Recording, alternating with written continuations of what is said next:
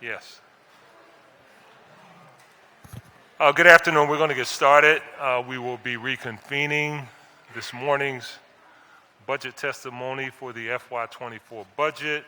What we'll do, since we have some of the same individuals here, we're going to continue with round two of this morning's questions, but we're going to merge this afternoon's questions in because we have the same people here to testify, and the questions have kind of been relatively all over the place.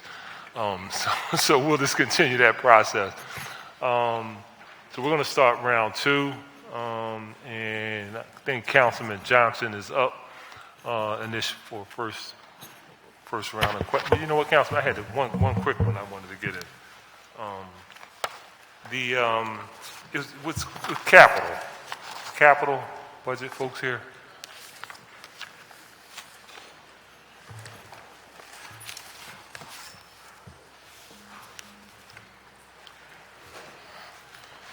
Good afternoon. Good afternoon. Good afternoon. So I just want to ask a question. I might actually need Recreation Commissioner. We had an interesting conversation also.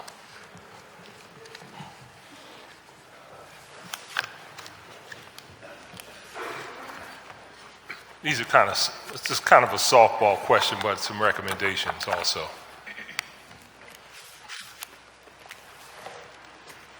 Thank you. Thanks, Commissioner.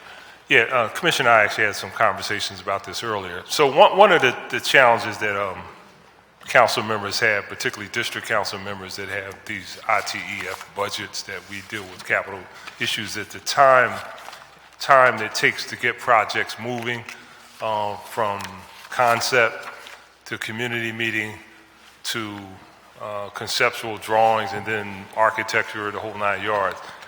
But what we found out in these conversations that there are a certain set of types of play equipment that are standardized, i.e. swings are swings, right? Certain slides are certain slides, they're styles, right? And we continue to order the standardized types. But one of the challenges is that frustrates us, and probably you all too, is that every time there's a meeting with a council person or a community said, well, we want some swings and we want this or that. And we start this long, arduous process where we say, okay, well, we have to first go to design. We call our capital Perna and folks in Francisco to get together. Then they say, okay, what do we want? I say, okay, they do a little drawing, the stuff that we always provide. And they say, okay, I'm good. Then they go through that process to get to procurement. And then ultimately they contract with somebody to get the swings and whatever, and ultimately bring them to the rec center. But the swings are usually the same, pretty much every time are the same. The basketball standards are the same, and most of the other stuff that we end up ordering are all the same. So the question was in that meeting is that why don't we just buy all of that equipment and have it in a warehouse, right? Because we're going to need 100 basketball courts. Why don't we just buy the basketball standards and the backboards, put them in a warehouse, so when we need them, we just install them, as opposed to starting a process that takes like way too long every time we need a basketball court put up or a swing. Because as I was told, they're all standard size and standard types. Can you explain to me, and it's more capital, because Commissioner and I had that conversation. I actually called the mayor. I said, Jimmy, why don't we just do that? We just have it instead of this long, arduous process. Yeah, I believe my answer in that, Catherine Otlevo, Parks and Rec Commissioner, I believe my answer in that meeting was I don't know. I think it's it's really ultimately a funding issue for us, right? We do have basketball standards that go up, at all of our basketball courts, right? The same backboard and poles and, just so we can replace the nets, and then we have a standard size for everything. There's some differentiation between some of the equipment, but I think it's, for us at Parks and Rec, I can't speak to a broader issue. It's really just a budgeting issue for us. We fund we're project to project, right, in terms of the funding allocation. So, I don't want to speak for capital or procurement, but I think it's definitely something that we could investigate if there could be, efficiencies and savings in purchasing, more upfront. Capital. I mean, why?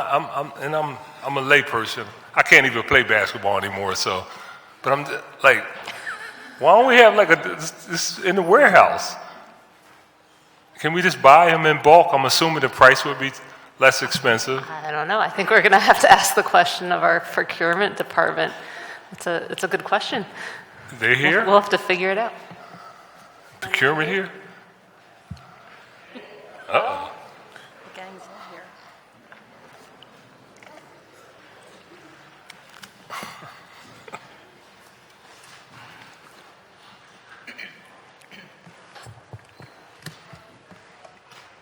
Good afternoon. Good afternoon, Monique Neesmith, Joint Procurement Commissioner. So we would potentially be able to negotiate if we were to purchase in bulk for the materials for Parks and Rec. Yes. I'm sorry, I'm having trouble here. Yes, Speak a little louder, please. We could potentially negotiate lower rates if we purchase in bulks. Vendors do offer, if we were to purchase at a lot price, there would be conditions that we would have to consider regarding being able to warehouse at a large volume. Okay. So I guess public property here? No. Here you go. Bridget. Oh, I see. Okay.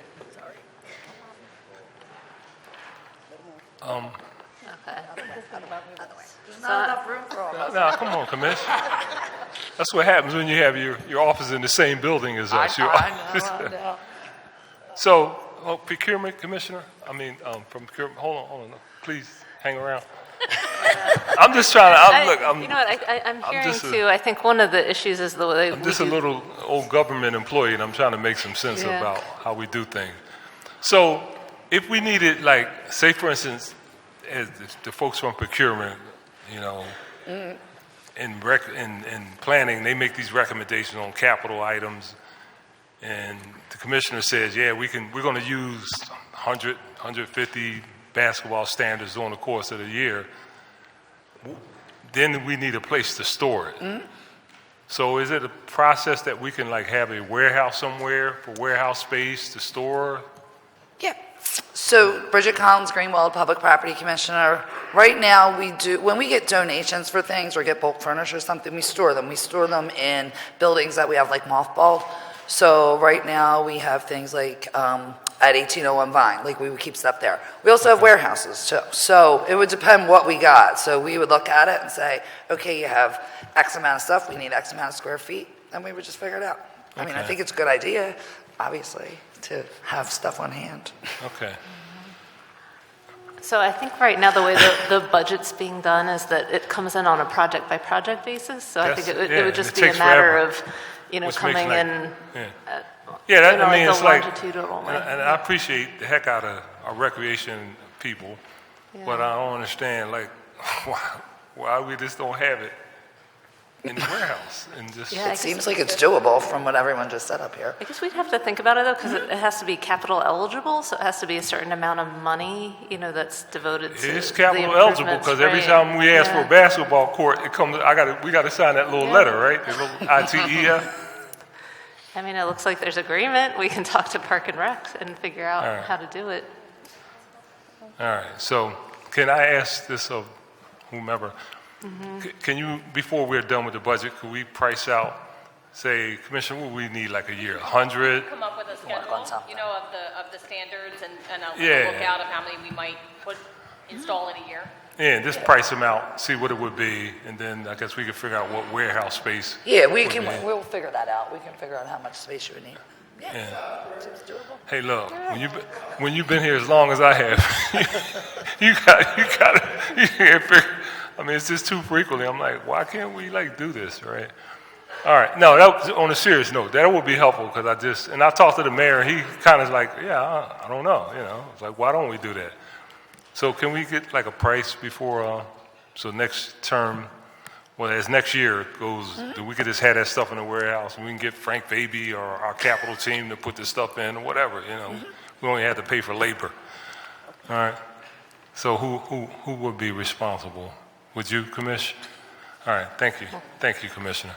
Thank you all. Thank you all. Thank you. Look, I'm just a little guy from North Philadelphia, right? What do I know? I'm sorry. Chair recognizes Councilman Johnson. It's called government efficiency, Council President. Good job streamlining the process. I'm going to try to do a 2-for-1 at the same time. And so, again, I'm going back around the issue of gun violence here in the city of Philadelphia, particularly around our young people, and have a specific interest around initiative that I coined called Save Our Youth, and some key budget areas I'm going to be advocating and fighting for during this budget process. And one is specifically focusing on the recast program. That's part of the Department of Behavioral Health and Intellectual Disabilities.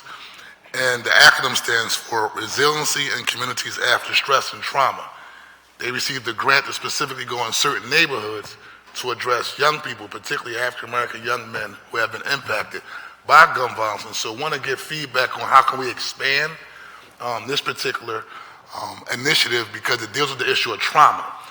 And although we deal with those who have been impacted by gun violence, but there's also the family members, there are the friends, and most importantly our children who are witnessing this, who are specifically dealing with that trauma and how they're processing that trauma. And so if we can get feedback from whoever the representative is from DBHIDS regarding that initiative. And then also, I'm trying to do a 2-for-1 real quick because we only have 7 minutes. And then also in terms of youth summer jobs, right? I remember Councilman Jones at one time also advocated for expanding the number of youth jobs.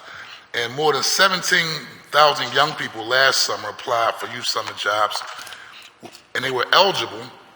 But however, 5,000 young people did not take action on the city's follow-up for these young people, and then nearly 4,000 more young people did not provide the necessary documents. And so I'm also working with Councilman Thomas around this particular issue with Philadelphia Youth Network to figure out, again, we're talking about gun violence here in the city of Philadelphia. My nana told me that the idle mind is a devil's workshop. And so if we figure out ways to keep our young people occupied, then maybe they won't be downtown jumping people.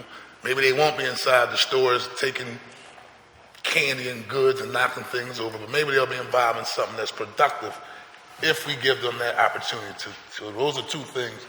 DBHIDS, expanding that recast program to help young people dealing with trauma, and also the issue of youth employment and expanding the opportunities for our young people in high gun violence zip codes. Everybody deserves a job, but we also want to singularly focus on those neighborhoods that Kendra Brooks talks about, those neighborhoods that Jamie Gardia talks about, specifically using our resources to strategically target those people who are most vulnerable to be shot and or become the killer. Yes, and I'll invite up Dr. Jill Bowen, who heads up our DBHIDS office, to be able to provide answers to your first question. And I'll ask Vanessa Garrett-Harley from the Office of Children and Families to come up to address QIN and summer jobs. Thank you. Good afternoon. Hi, I am Commissioner Jill Bowen for the Department of Behavioral Health and Intellectual Disability Services, DBHIDS. Happy to answer your questions about recast, trauma, and expansion of those efforts. So recast is a grant that we were applied for and were able to get through SAMHSA. It's a multi-year grant focused on 6 neighborhoods as a pilot. Those neighborhoods were selected by SAMHSA because of meeting certain criteria for this grant that had to do with areas that had experienced political unrest, where there was violence, and minority populations where there was disinvestment and disadvantage. And those 6 areas, a really, really good grant. It's a grant that provides community with sources of funding to stand up some programs that they choose. It's a program that uses some very interesting conflict resolution approaches, like the PLAY program, PLAYY, which is an evidence-based approach at conflict resolution that gets practice. Those skills get practice in real life experiences, like through sports and through other efforts. And it was designed and developed for that purpose. So it has multiple pieces to it, multiple approaches. It is trauma-focused, trauma-based. The ultimate goal would be to be able to have proof of concept and to be able to expand that. When grant money comes in, there's a limit on the funding, and so it's incumbent upon the receiver of the grant, DBHID as well as the city, to look for strategies for sustainment. So we embed that at DBHIDS as soon as we get a grant, not at the end of the grant when it's over, but right at the beginning. What's the sustainment strategy? How will we be able to get programs that are effective out? So there's a number of thoughts already about how it can get infused. When it's skill-based and you develop the skill and you develop the training, then that can be infused increasingly wider. And a lot of this is skill-based, but there's also funding. And in order to expand the capacity and the reach of what the communities are interested in doing, we actually added some additional funding for this program so that they can have a deeper reach and we can see a greater impact and effect from the program. But trauma in general is such a major focus of what we're doing. So beyond one program, there's multiple programs and an enormous effort of something called an external stakeholders learning collaborative, which I think you learned something about when you held the panel that we participated in. And that brings together over 100 stakeholders across the city. It's academicians and scholars and providers and people with lived experience and advocates and family members all coming together with ideas about addressing trauma in the city. They broke down into 5 different subcommittees, including one on trauma related to gun violence, and one focusing on children. And what they're doing is turning subcommittee recommendations into what we call recommendations to action. We've already begun implementing their actions. They did the interview, and I know they explained that to you, a focus group of former perpetrators to learn and have recommendations that came from that learning about what their early experiences were to try and put on the ground some mitigating efforts for our kids today. In addition, we have recommendations about access and engagement, and based on their recommendations, we stood up the first ever inaugural TECH conference. TECH stands for Addressing Trauma, Achieving Equity and Engaging Community, and we had our first inaugural conference on Friday. That was an incredible success. It was written up in the Philadelphia Tribune, and there were 400 registrants to that. That's a way in which we're trying to integrate and coordinate so that we don't have a lot of siloed, fragmented programs, but an organized approach to take this crisis, have the right people at the table, a broad enough table, wide enough table, where you get enough depth at the problems to then turn those recommendations into action. When we come before you on the 11th, we will tell you more about some of those efforts.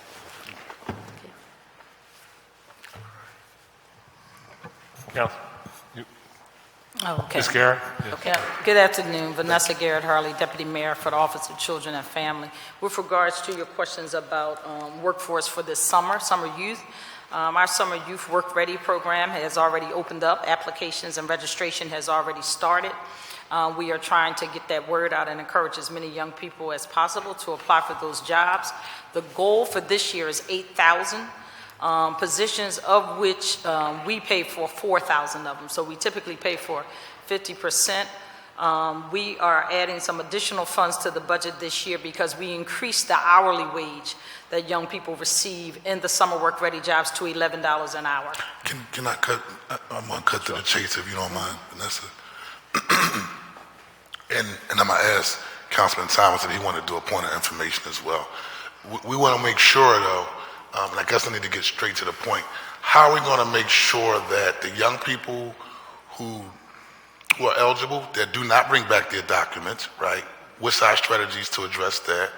What's our strategies to make sure that children are paid on time? Because it was a big article, and there was a protest from activists because young people weren't being paid on time last summer. And then the last part is making sure that when these young people are notified, right, that they're closing up the actual process. It's like, I'm eligible. I saw data saying that they didn't follow up on paperwork. Those are the main two things. And I know, like, when I was a kid, if I came home and asked my mom for, like, my social security card or my birth certificate, or even when I was going to college and I wanted her tax records, you know, she kind of wanted to question, why am I asking for those documents, right? So what are we doing for those young people who probably are eligible and didn't follow up their due diligence in terms of the paperwork? Because sometimes it could just be the home environment that may not be on point in terms of helping the young person out. Understood. So PYN is who we contract with to administer the summer work-ready program. I know, unfortunately, there were some hiccups last summer in terms of young people and providers being paid or not. We started a little bit earlier with them this year, both myself as well as Philadelphia Works, because they also contribute to the funding for the Summer Work Ready program. We have met with PYN. We laid out our concerns. We are monitoring them extremely closely in a very different way, and talked about where the issues were last summer to try to avoid them happening again. In terms of working in terms of educating young people, which has a lot to do with it, about completing the paperwork, what do they need. There are working with all different venues, from the school counselors, so we bring the school district in and make sure that those counselors know how to work with them and help them. There are, I don't know, I would call them orientations. Any neighborhood workshops? I was going to say there are orientations or some workshops that PYN themselves sponsor, and they also bring in some staff that are willing to help these young people figure out what paperwork they need, how to do it. There's a website that they can go to, and there's also, I believe, a hotline phone number, because we do want to make sure that all of them are able to complete the application process, and that that's not what holds them back from getting that work done. And certainly, last-ditch effort, they can always call our Office of Children and Families, and we can refer them if they can't get it through anything else. But we're also trying to advertise using all different networks and using our partners. Like, we use CCIP folks who are handing out the flyers door to door. In many of these neighborhoods, we're using them. We're doing palm cards. We're doing, you know, there'll be radio spots. There'll be interviews. Anything we can to try to get that word out. But heavily using school district, because they kind of had a captive audience, you know, the kids in the various schools, to make sure that we get the word out. But in terms of payment, I'm praying that many of these issues had already been rectified. And last year, a lot of it was around, some of it was around checks and whether they were mailed to the appropriate address or not. This year, we're offering 2 other venues, which I heavily encourage kids to exercise. One is direct deposit if they have a bank account. And there are also a couple of banks working with them this summer that are willing to show kids financial literacy, how to open a bank account and that kind of stuff, right? So the check could go straight there. And then the other option is, for lack of a better word, like a pay Visa. They would have a credit card almost, and their paycheck could go on that credit card. And I'd much rather see them use those options, because you really don't want a kid cashing a check and walking around with a pocket full of money, because it would be dangerous for other reasons. Anyway, so that's some of the stuff we're implementing for this summer. I know you talked about the school district. Is there a partnership with charter school environment? And I'm wrapping up, Council President. Councilman Thomas, did you have a point of order? Yeah. I just wanted to add to Councilmember Johnson's questions just 2 things, because we have been working closely with PYN. We introduced a resolution to hold hearings around the issues Councilmember Johnson is talking about, as far as pay, as far as young people not being compensated, as well as this issue around young people wanting to get a job but not necessarily having a proper paperwork. So one of the issues that we found with working with PYN is that a lot of their senior staff there was big turnover. So I'm wondering, from your office, have you been monitoring the turnover of the staff, Are you happy with the new people that are there? And will those new people address some of the issues that Councilmember Johnson had? And also, in the spirit of Councilmember Johnson, thinking about gun violence, is there a correlation between young people who get involved in initiatives like when we have GVI and we notice juveniles who are repeat offenders? Do we have any data that shows how many of our PYM work-ready students are involved in any of these negative activities? Because I would love to see if the work that we're doing is offsetting some of these issues. So I just wanted to put some points of clarity on top of some of the things Councilmember Johnson brought up. Understood. Thank I'll you, try to Thank hit you. a couple of them just quickly. I don't believe I've seen any data that correlates whether it was a former PYN summer employee or work ready in terms of them getting into trouble or how it's affecting us. We can try to explore collecting some data if possible. In terms of how we get that word out, we definitely want to make sure we get as many summer jobs offered to the most vulnerable or those most at highest risk of being involved in the gun violence. And that's part of why we're using our anti-violence folks, our credible messengers, and a bunch of other folks to help us get these messages out. And certainly juvenile justice comes under DHS and the Office of Children and Families, and so we use our social workers and counselors that are at our juvenile justice services centers and other places to try to make sure that their word is getting out and that we, try to leave some slots for those employees. In terms of the leadership changes at PYN, when I met with PYN a few months ago to start preparing for this summer, I actually met with the leadership of the board as well as PYN, because I wanted to make sure that the board was also aware of what was going on and the level of additional, I don't want to say scrutiny, but accountability we would be holding them to, trying to make sure that we don't have the problems that we had last summer. They have brought on some additional leadership. A former board member who I believe is very good, John Clayton, who was a member of their board. He is, I believe, interim sitting as the president or leader, but I think they were still, last I heard, they were still doing a search. They do have a person who sat in sort of their vice presidency role who's very familiar with what's going on, and she will certainly be there now, and we're working with them. But we are keeping the board notified as well, because I believe that also helps in terms of accountability and responsibility to make sure that not only the leadership of the organization, but that the board is aware as well. Thank you. Payment for young people, and we have new systems in place as it relates to providers signing up. So we just want to make sure that you guys are on top of that process, because those are two things that really failed us last year. Yes. And we didn't find out as city council members until it was already too late and the process was done, and people were calling our office complaining about not being able to give young people employment opportunities, as well as young people working for weeks and not being paid. So I just wanted to put those things on the record. Thank you, Council President. Thank you, colleagues. Thank you, Councilman. Chair recognizes Councilwoman Bass.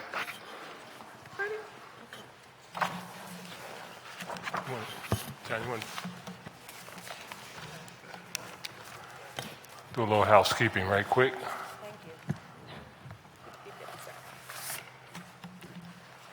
There you go. Thank you, Mr. Fenton. Thank you, Mr. President. I wanted to go back. In my last round, I was really responding to questions that some of the other members have, and I wanted to go back to my initial thoughts, if possible, from the conversation, the beginning of our budget testimony this morning with Ms. Hernandez, if that's okay. And I wanted to, I know you said that we weren't really talking about the water situation here in the city because, results were still coming in, information still coming in. But I did have a few questions that I thought could be answered by the administration, and I wanted to kind of get them on the record. And the first is, so when we sent out the announcement asking folks to drink bottled water, not to drink tap water. And then there was sort of like a mad dash everywhere. I just happened to be going to Costco that afternoon, and it was crazy. And so water, everybody was grabbing as much water as they possibly could. It was just kind of crazy. And I had asked a few different administration officials about water stockpiles, because we all know that in particular neighborhoods, we have people who cannot go up to Costco, Sam's Club, wherever they're going, supermarket, whatever, to get large quantities of water. And so I had asked if, does the city have a stockpile of water for an emergency if this was actually the case that we couldn't use the water? Do we have water in reserve in the city of Philadelphia? And if we do, how much, and how is that accessed? And is there any plan, even though now we're there, the word is that we can drink the water, there are some people who probably don't feel comfortable doing that. Can you talk about that a little bit? Absolutely, and thank you, council member, for the question. Can you speak into the microphone? Sorry, absolutely, and thank you, council member, for the question. First, I do want to say that the city never said, do not drink the tap water. The announcement that we made on Sunday was that individuals may make the choice to utilize bottled water if they so choose, because there was a possibility that there may be detectable contaminants in the water after a certain period of time. So I do want to make sure that that is painfully clear, that at no time did we ever say, do not drink the tap water. Okay, can we revisit that just for a minute? Because I don't, I want to make sure that I'm right, that not that I'm right, but that the information we put out is correct. Yes. So the information, as I recall, said specifically that folks were advised to drink tap water. I mean, not tap water, bottled water. That folks were advised to consume bottled water. So you're saying that that's not what it said, or? That is not what it said. Okay. What it said was that individuals may make the choice to drink bottled water or to use bottled water for cooking because there was a possibility that there may be contaminants in the water after a certain period of time. However, the city never issued a do not drink the tap water sort of alert. You understand the interpretation, though? I do understand the interpretation. That people read it as, don't drink the water. I understand. Uh-oh, we got a problem here. I need to go get bottled water in mass quantity. You understand the interpretation of what we put out versus what, the majority of all folks thought when they saw it and, acted on. I understand. Yeah, okay. So do we have any water in stockpiles? Sorry. Yes, I do believe we have water in stockpiles, but I'll let Tumar. Okay. Good afternoon, Councilwoman. Yes, we have water in stockpiles. We could get to the chair the exact amount. And actually, I think when you and I talked on the phone, our team from the Office of Emergency Management was already putting together a distribution plan in the case that we needed it. Certainly, I would probably say we probably didn't have one for one in terms of citizens, but I think our priorities in those moments is trying to get it to the most vulnerable folks. So you start talking about folks who are homebound, whether they're seniors, folks who can't afford water. So we were kind of putting together that plan as we were going through this with water and with OEM in anticipation of if that was needed. Has the plan been formulated? Is the plan completed, or are we still working on that? I've just actually communicated with the Office of Emergency Management a little bit earlier.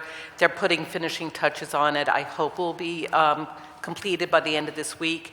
And one of the points I would like to make is that we certainly want to share it when it's still not quite finished, so City Council could have some input. And I think your council offices might also want to play a role in the distribution, at least advising as to some of the hubs and communities that would be good places for folks to go. We're looking at, for example, the potential of rec centers, libraries, faith-based institutions, and other places where people feel, food pantries as well, other places where people already go and, would feel comfortable.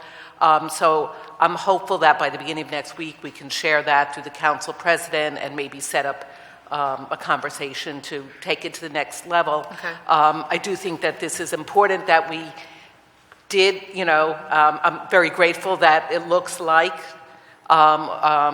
we are getting past this particular incident, but to have, a written formal water distribution plan is something that we may need in the future, and so I'm grateful that we've had the opportunity to do that at least. I would agree. I think a formal written plan for the distribution of water in 2023, seeing what we see happen in other cities and really around the globe, I think it's not only essential, I think it's kind of like a wake-up call. It's like a uh-oh moment for the city of Philadelphia, that we really aren't where we should be in terms of emergency preparedness. And I know we have a lot of good folks doing a lot of great work But it's a little bit surprising to me that that these kinds of plans don't seem to already be in place. And, and I know that you mentioned that, by next Friday, or by the end of the week, you said, by the end of the week that we should have a plan in place, but I'm taking the end of the week to mean Friday, and the chemical spill was last Friday. So it just seems like for something like this, which could be of an urgent nature, that we're not where we ought to be. It just feels like we're just really not where we ought to be at this moment, that we should have had a plan, that it should be well known, that we should have water already distributed. We should, today's Tuesday and the spill occurred on Friday. So not only did we not let folks know until Sunday, and broadcast it out, but it just feels like we're a little bit behind. Yeah, Councilwoman, the one thing I want to do preference is that the water is safe, and I think we keep putting out daily notices around how long it's safe. And one of the things I said to you in the conversation was, I didn't think, we were being very cautious, right? Because part of this is you don't know how much caution to really exercise, and we don't want folks to panic, but we do want folks to be aware that if it's a situation, the last thing any of us want to be sitting up on this table is saying we should have acted, we should have said more, we should have, said something faster. So we kind of, in that overabundance of cautious, we got out ahead of that. In those conversations, we knew where the testing was currently, and we was kind of communicate that and put that out. Mm-hmm. So one of the things I've said to you and others as they called is that if we needed to spin that water distribution plan up quicker, that plan would have been ready, and we would have been calling you all and figuring out what places we were using. We were actually in communications with churches. We were in communications with some business folks that was offering to donate water, right, throughout this whole conversation. So we were, I don't want it to be that the plan wasn't in place or we was just flat-footed about it. We knew internally we had a little bit of time because we were getting these testing levels and the results from water at every step to kind of seeing where we were. If there was a situation where that water, our tap water, wouldn't have been safe to consume and we needed to spin this up faster, this water would have been in all of our hands and in the hands, hopefully, of senior citizens and folks that needed it at the time they needed it, right? Mm-hmm. But it is a lesson learned, right? And we did learn some lessons on here. But I do want to say that the folks who put this, the folks who were working on this all throughout the weekend since the situation happened in Bucks County, our priority was on making sure our citizens was aware of what was going on in a timely manner and then trying to communicate that. So did we make a couple mistakes in terms of, messaging or wording or something like that? Absolutely, but that's us going through this process of trying to be really cautious and being responsible to folks. And let me say that, listen, we all make mistakes. Everybody makes mistakes. There's no perfect people. And so I have an appreciation for the work that you're doing, the work that you have done on this matter. So I don't want to at any time give the impression that I'm coming down on you. But but I do want to express that I have some concern about, forget this. If something happens, are we ready is the question. Yes. Yeah. Okay. Yeah, absolutely. Thank you. Thank you, Councilwoman. Thank you. Chair recognizes Councilman Thomas. Thank you, Council President. I want to shift the conversation a little bit to something we were talking about earlier as it relates to employment. In the mayor's budget proposal, you have about $3.8 million allocated to HR issues related to address the workforce crisis. Clearly, other council members have talked about it. I want to be specific. How much money will go into specifically marketing and promoting jobs? I'm pretty sure everybody in here has one of these. Some of us maybe two, and unfortunately, some of y'all probably got three. Feel bad for you. But at the end of the day, when I go on social media, when I go on to other streaming services, I never see anything that says the city of Philadelphia is hiring. Based on where we sit as council members, according to your numbers, poverty is a big problem in the city. And while poverty has been reduced to, I think you said, more than what it's been in maybe 15 years or so, 23% of the city still lives in poverty, while the next largest city in the country has a poverty rate of 19%. So while we're trending in the right way, we still have more poverty than any other large city in the entire country. So you got to understand where we come from. where we work with and talk to constituents on a consistent basis who would love a city job. And we come down here in these beautiful spaces with our suits on and stuff like that, and we talk about how we can't hire people. So why is it that when I go on my phone, I'm not constantly seeing information, just like we sent out alerts around water and clearly that was an emergency? Hiring people is an emergency at this point. 1 out of 5 jobs in the city of Philadelphia are not filled. So tell me, out of that $3.8 million, how much will specifically be spent on advertising jobs in the city of Philadelphia? Good afternoon, Council Member. Mike Cagney, HR Director for the City of Philadelphia. So we, again, I don't want to keep putting back to our Recruitment and Retention Committee, but there's going to be some recommendations coming out of that. Currently, though, in the current budget for the Office of Human Resources, we were able to staff up about 4 positions. Not staff. No staff. I don't want to hear about no staff, no personnel, no Class 100. I'm specifically talking about advertising. No billboards. Councilman already asked about that.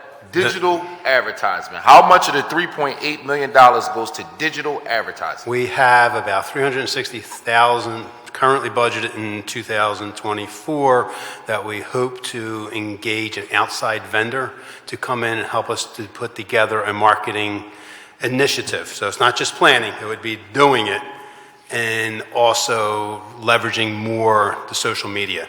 We do have LinkedIn, we have Handshake, so we do use those. We use the mayor's office for things like Instagram and so forth. But no, I will agree with you. We have to have a much bigger presence when it looks at social media. So I'm going to ask, a lot of my colleagues are here, I'm going to ask the administration right now to look at increasing what you're doing as it relates to digital advertisement so we can fill city jobs ASAP. I understand staffing issues. I'm not saying don't hire more staff. Clearly, different departments know what they need and what they don't need. But if 10% basically is what you're telling me of this $3.8 million is for digital advertisement, I think that we are not understanding the sense of urgency as it relates to hiring people for all departments. And I would ask that we all go back to the drawing board to look at increasing what we're spending on digital advertisement so people understand the sense of urgency around jobs, right? This is L&I issues. This is trash issues. We already talked about police and fire. You know, I want to put a huge exclamation point on this issue because at the end of the day, if we don't put ourselves in a position to address the hiring crisis, right? If people don't know about these jobs, how will we improve city services? And I agree with that. Just one question of clarification. The $3.8 million that you're referring to, we're not getting an additional $3.8 million in Office of Human Resources. I mean, I didn't choose for you to come up here and answer the question, so that's not the concern for me. Okay. I just want to know, and I'll say it for the last time, how much money is specifically going to be spent on digital advertising of city jobs? I don't care what department it is. Each department can get their own budget. It doesn't have to go through the HR department. I just want to make sure that we have a plan to put it out there like now. I don't even want to wait until the budget is passed. I want information out there as soon as possible so we can address the vacancies, because at the end of the day, again, it's tough for us when we knock on doors and talk to people and they always tell us they need a job. But then when we come down here, you guys say you can't hire people. The message isn't adding up, and if we could spend the money to be able to address this crisis, I think that we could fix some of the constituent service issues and city government issues that we have. And just to add 2 things I forgot, we have $100,000 for LinkedIn and $100,000 for Handshake. So I can tell you right now, most people not on LinkedIn. So that's like a great example right there of we need to deviate away from that. That's like saying you need a college degree for a job. Like LinkedIn goes after a certain professional, and we're missing the mark. So I'll go ahead and put that out there as well, too. Councilmember, I want you to know that we're very much aligned in doing everything that we can to fill city vacancies, and particularly to improving processes for our residents. So we're very much aligned, and we're very much looking forward to working with City Council on the employee retention and attraction proposals. Okay, I'm not on that committee. I'm not asking for more work, but in the midst of doing that work, please include digital advertisement. Councilman Phillips, did you have a point of order? I just wanted to say quickly, point of information. Point of information. I am 1,000% in agreement with Councilman Thomas and around digital advertisement. And the one thing that I also hear is some people are not trained to prepared to take the tests for the city. And I would like for us to also make room so that we can open up centers, recreation centers, whatever that may be, so we can support people and training them for any tests so we can fulfill these vacancies. Because I think that at this point, we have a lot of, I'm trying not to say the word excuses, but something has to be done. And I think the urgency has to be there, and we're missing the urgency around the mere fact that we don't have the digital ads, and the mere fact that people always say people are not well prepared for the test. It's like, okay, take it to another level. Like it's like working with a student. Student doesn't want to come to your, doesn't want to get their grades together. You go meet them at their home. You go meet them at their school. They don't want to call you back. You figure out a way to make it happen until you exhaust all options. At this point, we are not exhausting ourselves to make sure these vacancies are filled, and it's unacceptable. So I want to say thank you, Councilman Thomas, because I was going to bring that up as well. Councilwoman, thank you. Thank you. Did you have a point of?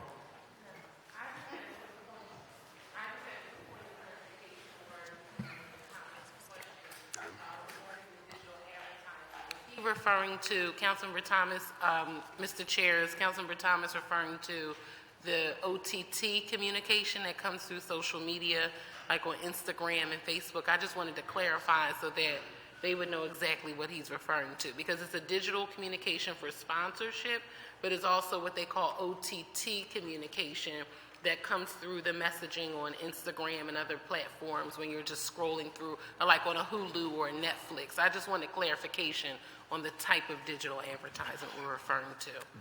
Thank you, colleague. The latter is what we're referring to. So thank you. I wanted to make sure people have clarification. Let me just go to two other questions before my time is up. I want to know, is my time up? All right, cool. Two questions, and then I'll be done. Some I want to know points of information and things of that nature took up some time, so you got. I'll give it up. It's all good. I want to know the administration's thought process on CDFIs. When we talk about some of the issues that we have around black businesses here in the city of Philadelphia, when we have issues around poverty, what does it look like to partner with CDFIs, something that we did during the pandemic to provide a lot of relief dollars? I didn't see anything in the mayor's proposal about CDFIs. I would love to see us put money in the CDFIs and have them target those 52 blocks that Councilmember Brooks talked about, those zip codes that have the most amount of gun violence. What does it look like to provide some stimulus money to those neighborhoods and to those intersections to make sure that we're investing in black and brown businesses? So that's one question. I also wanted to know the administration's opinion on a school building authority, right? And the school building authority, similar to other authorities like the Energy Authority, Councilmember Jones and I talked about it in a hearing the other day, that would create a separate entity whose focus would be executing a plan around addressing capital issues with our schools. Time is up. Thank you, Council President. Commerce Director Ann Nadel is here to provide answers regarding the CDFIs and partnerships. Sorry, I keep doing that wrong. Commerce Director Ann Nadel is here to provide answers regarding the CDFI and partnerships for black and brown businesses. Good afternoon, and thank you for the question. We have several proposals in this year's budget regarding the CDFI. We work very, very closely with the CDFI network. We are also working on a public-private partnership where we've set aside $1 million to work on expanding capacity for black and brown businesses with the private sector. Christina, did you want to talk about the school program? Yes. And I'm not sure if I fully answered your question, Councilman. Oh, yes. And then regarding the School Facilities Authority, we, the administration, do work closely with our school district partners to ensure, or to do the best that we can to ensure that our students and teachers are entering into facilities that are safe, as well as, even above and beyond that, state of the art. Regarding the actual authority, we would want to work with our school district partners to make sure that whatever entity is created is logistically appropriate. So is the yes that you have appetite for it as well, too? I'm happy to work with the school district on that. Okay. Thank you, Council President. Thank you, Councilman. Chair recognizes Councilwoman Gauthier. Thank you, Council President. I wanted to go back to the issue of youth and gun violence. We know that for the last 2 years, Philadelphia homicides were above 500, a tragic 10-year record. And then this month we learned another heartbreaking statistic, that child and adolescent mortality rates in the United States rose by 20% between 2019 and 2021, the largest increase in at least 50 years, with gun violence being one of the main contributors. Additionally, here in Philadelphia, the number of shooting victims under the age of 18 has been steadily growing since 2015. In 2015, 81 juvenile victims comprised 6.3% of all shooting victims. In 2021, 213 youth were shot, comprising 9.6% of total victims. Further, the percentage of youth arrested for gun violence has also grown from 5% of all arrestees in 2017 to 17% of all arrestees in 2022. While many factors may contribute to an increase in arrest among youth, these data points point to an alarming trend that I think our city has to address. I would think that the Community Crisis Intervention Program would be one of the tools in our toolbox to address this issue. However, in October, we saw a very concerning independent study of CCIP, which concluded that the program does not conform to the cure violence model, that it lacks consistent implementation, and that staff feel overwhelmed and lack resources to quickly provide resources to the people that they meet. However, for FY24, we are keeping the CCIP budget flat at $6.5 million, while we are increasing the goals for contacts by almost 40% and for anti-retaliation negotiations by 60%. So first, I want to know what is being done to address the issues addressed in that independent study, and then secondly, how are we going to meet these goals and improve the quality of our outcomes with a flat budget allocation? Thank you for that question, Council Member. I'm inviting up Erica Atwood and Shondell Ravel to be able to provide additional details. I'm sorry. You're good. Yep. Good afternoon.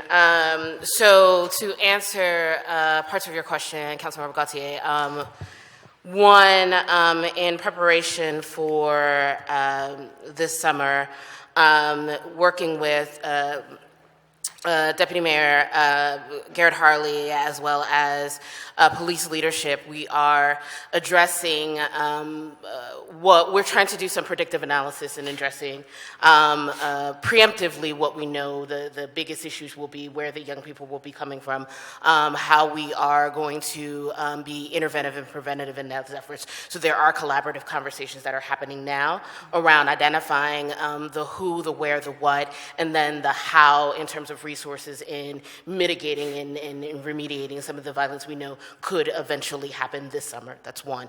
Two, with regard to our Community Crisis Intervention Program, if you all recall, when we announced not just the evaluation, the process evaluation that we did, we also, to those 5 points, we created 5 responses to how we will be addressing those, what we saw from the evaluation, and that was a process evaluation, not an impact evaluation. Okay. And I will also have you all know that that evaluation was done during the midst of COVID. And so those are just points of information to have. We have identified, and we're in the process of onboarding a director that will be focused, that will be employed by the city, focused directly on supporting the the increased development and securing the infrastructure of our community crisis intervention program. That means looking at our theory of change. That means strengthening our logic model. That means looking at the data that we collect and the data that we input to better serve the communities that are at the highest risk. In addition to that, we have increased our providers for CCIP, not only to create a system of best practices amongst the community of practitioners, but to also handle specificity around their areas of expertise. And I'll let Shondell go into detail, but one of those new providers was specifically Ade, who has the experience in working with not only our department, but also the Department of Human Services that works specifically with high-risk youth. Shondell? Can I just, before you all finish, I just wanted to say, I'm asking these questions because I really believe in this program and this approach. And so as you go on in answering, can you speak about the time in which we think we can implement some of those recommendations, the time that we will have that new director on board, and then specifically with respect to the budget, how can we increase goals and performance while keeping a flat budget allocation? So the new director has been identified. He is just now going through the process. And he has a strong level of experience in working in this work and a broader experience in terms of working within city government. And so we are going through the HR process now. We should be able to, by the time we get to our hearing, the MDO hearing in a couple weeks, we should be able to announce who that is. But we've already done that. Okay. We are already in the process working with AIR, American Institute for Research, around reframing our theory of change. So making sure that our impact is what we say it's going to be, making sure that we're collecting the data that we say we need to collect, and saying that we're utilizing the data that already exists to support the strengthening of that program. I think that we can always use more money. However, I think that the plan that we have, given the investment that we've made in CCIP, we can make all we need to do is pivot to deepen our impact, to be able to make the investment that we've made work for the outcomes that we expect. Okay, thank you. Do I have time for another question, or am I done? Oh, never mind. Thank you. Thank you. Okay.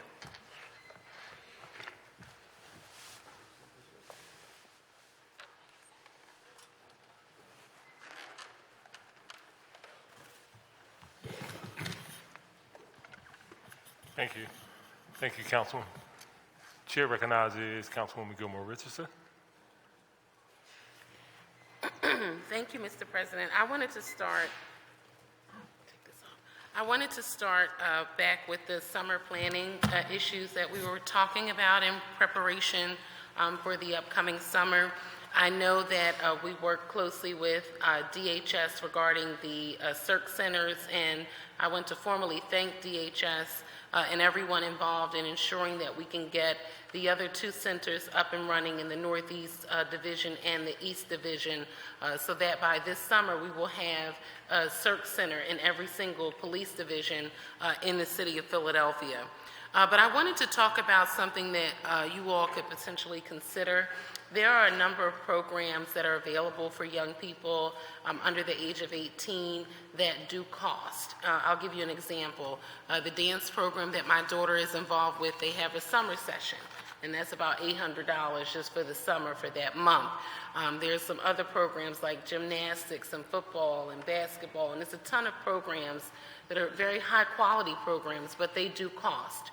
And we know a number of our families here in the city of Philadelphia cannot afford those costs. So can you speak to how you all are thinking about helping families with engaging youth in activities that they want to be a part of, and sort of helping to subsidize those programs through the grant work you all are doing with the anti-violence initiatives? Because I know there's been a lot of small grants given out to organizations, but how are you all thinking about those type of programs? Thank you, Council Member, for that question. And off the top, I do want to say that our DHS Commissioner, Kimberly Ali, is here, and I am also thankful for all the work that she and her employees do for the youth in this city. So thank you for that acknowledgement off the top. I would call up Deputy Mayor Vanessa Garrett-Harley from the Office of Children and Families to speak to the issues of cost when it comes to these high-quality programs for children.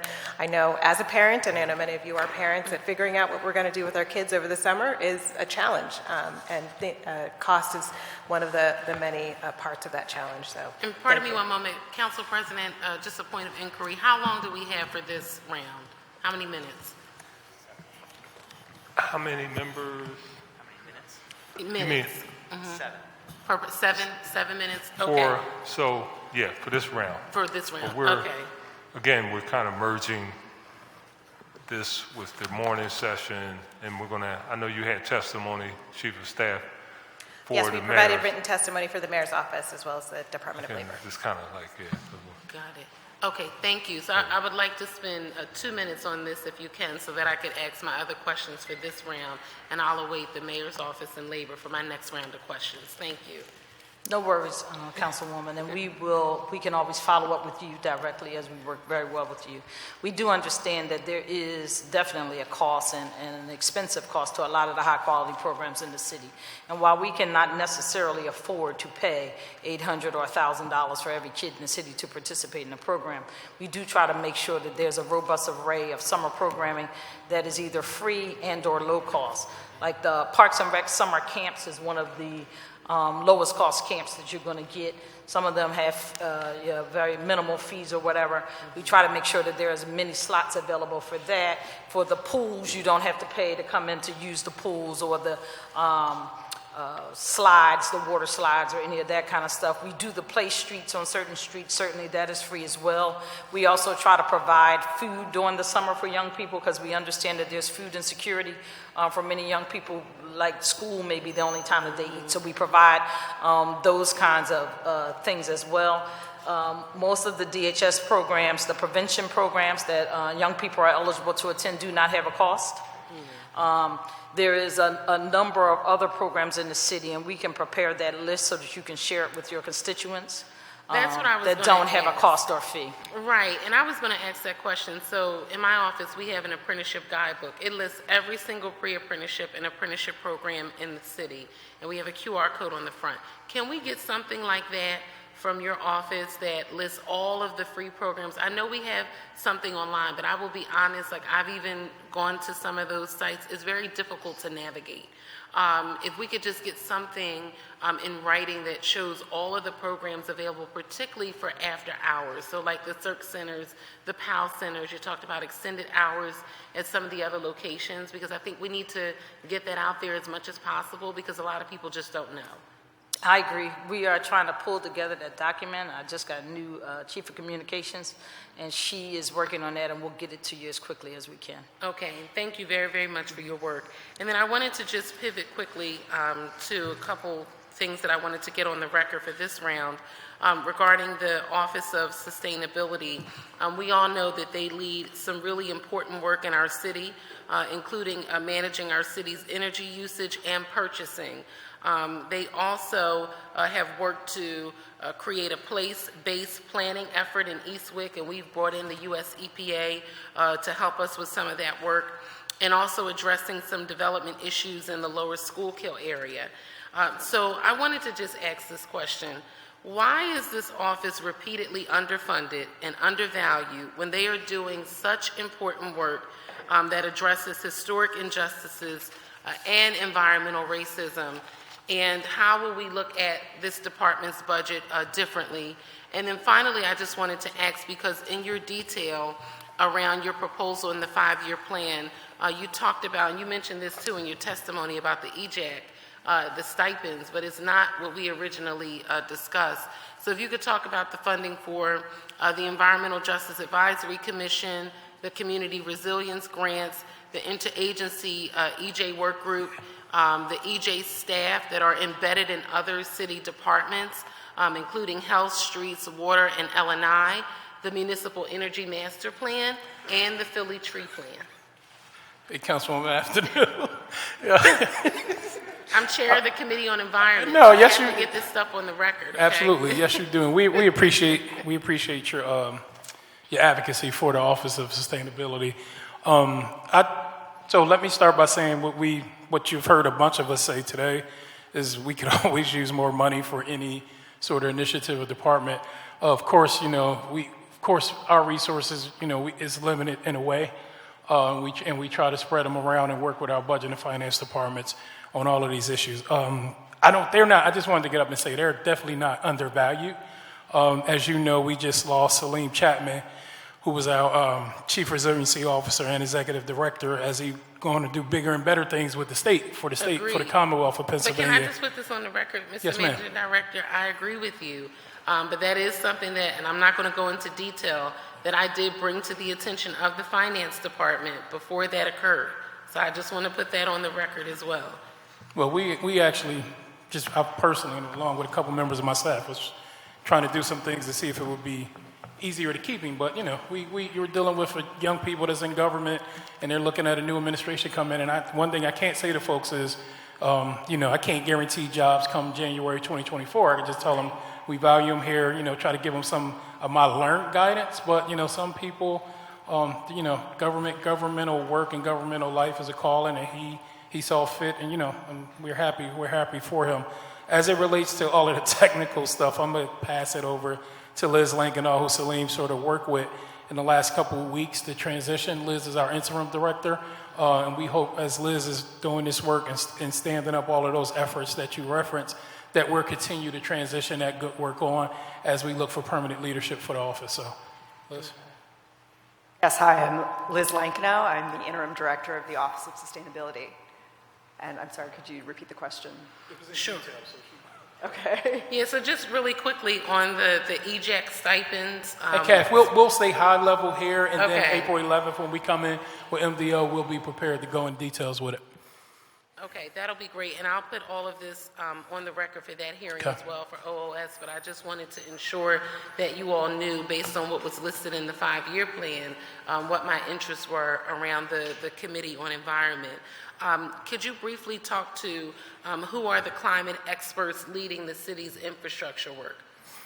Sure, yes, we have a senior climate advisor, Abby Sullivan. She had worked at the Water Department in the climate adaptation program for several years, and she is continuing that work now. We do not have a chief resilience officer at this time, but she is acting. Okay, and then really quickly, overall, for all departments, can you all tell us how many sort of deputies or directors are in the acting role? Yes, we could get that information to the chair. For I know all of the departments. we'll do it within MDO, but we'll work with finance and budget to make sure we're doing a global one for the administration as well. Sure. And then I just have one last quick question for L&I. Thank you. L&I stated in their strategic goals that they intend to increase enforcement against unlicensed subcontractors and workers who are lacking in proper training. How does L&I intend to do this work? What additional resources are being provided? And again, how will you work to recruit more enforcement workers to deal with this issue of unlicensed contractors in the city?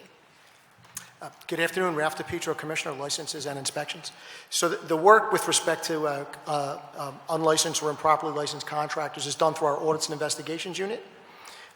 Presently now, the unit has 4 inspectors, which isn't enough to cover the entirety of the city. So it's our plan we're bringing in, as I mentioned in my earlier testimony, 40 inspectors. At least 5 of those inspectors are dedicated to the Audits and Investigations Unit, basically doubling their capacity. So a couple of ways we hope to do that, in addition to the increased inspectors in that unit, is we've reworked the way we handle complaints. So we're taking complaints directly. Taxpayers very often, citizens make complaints through the system. They mention unlicensed or improperly licensed.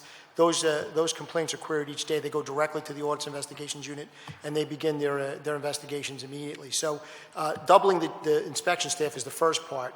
The second part is working a little bit more closely with the law department in terms of the sanctions. Typically, that's one of the areas where L&I can actually issue a fine, the licensing codes. Most of the other fines that you find in the code are there, but they have to be implemented by the courts, the class 1, 2, and 3 that you typically see.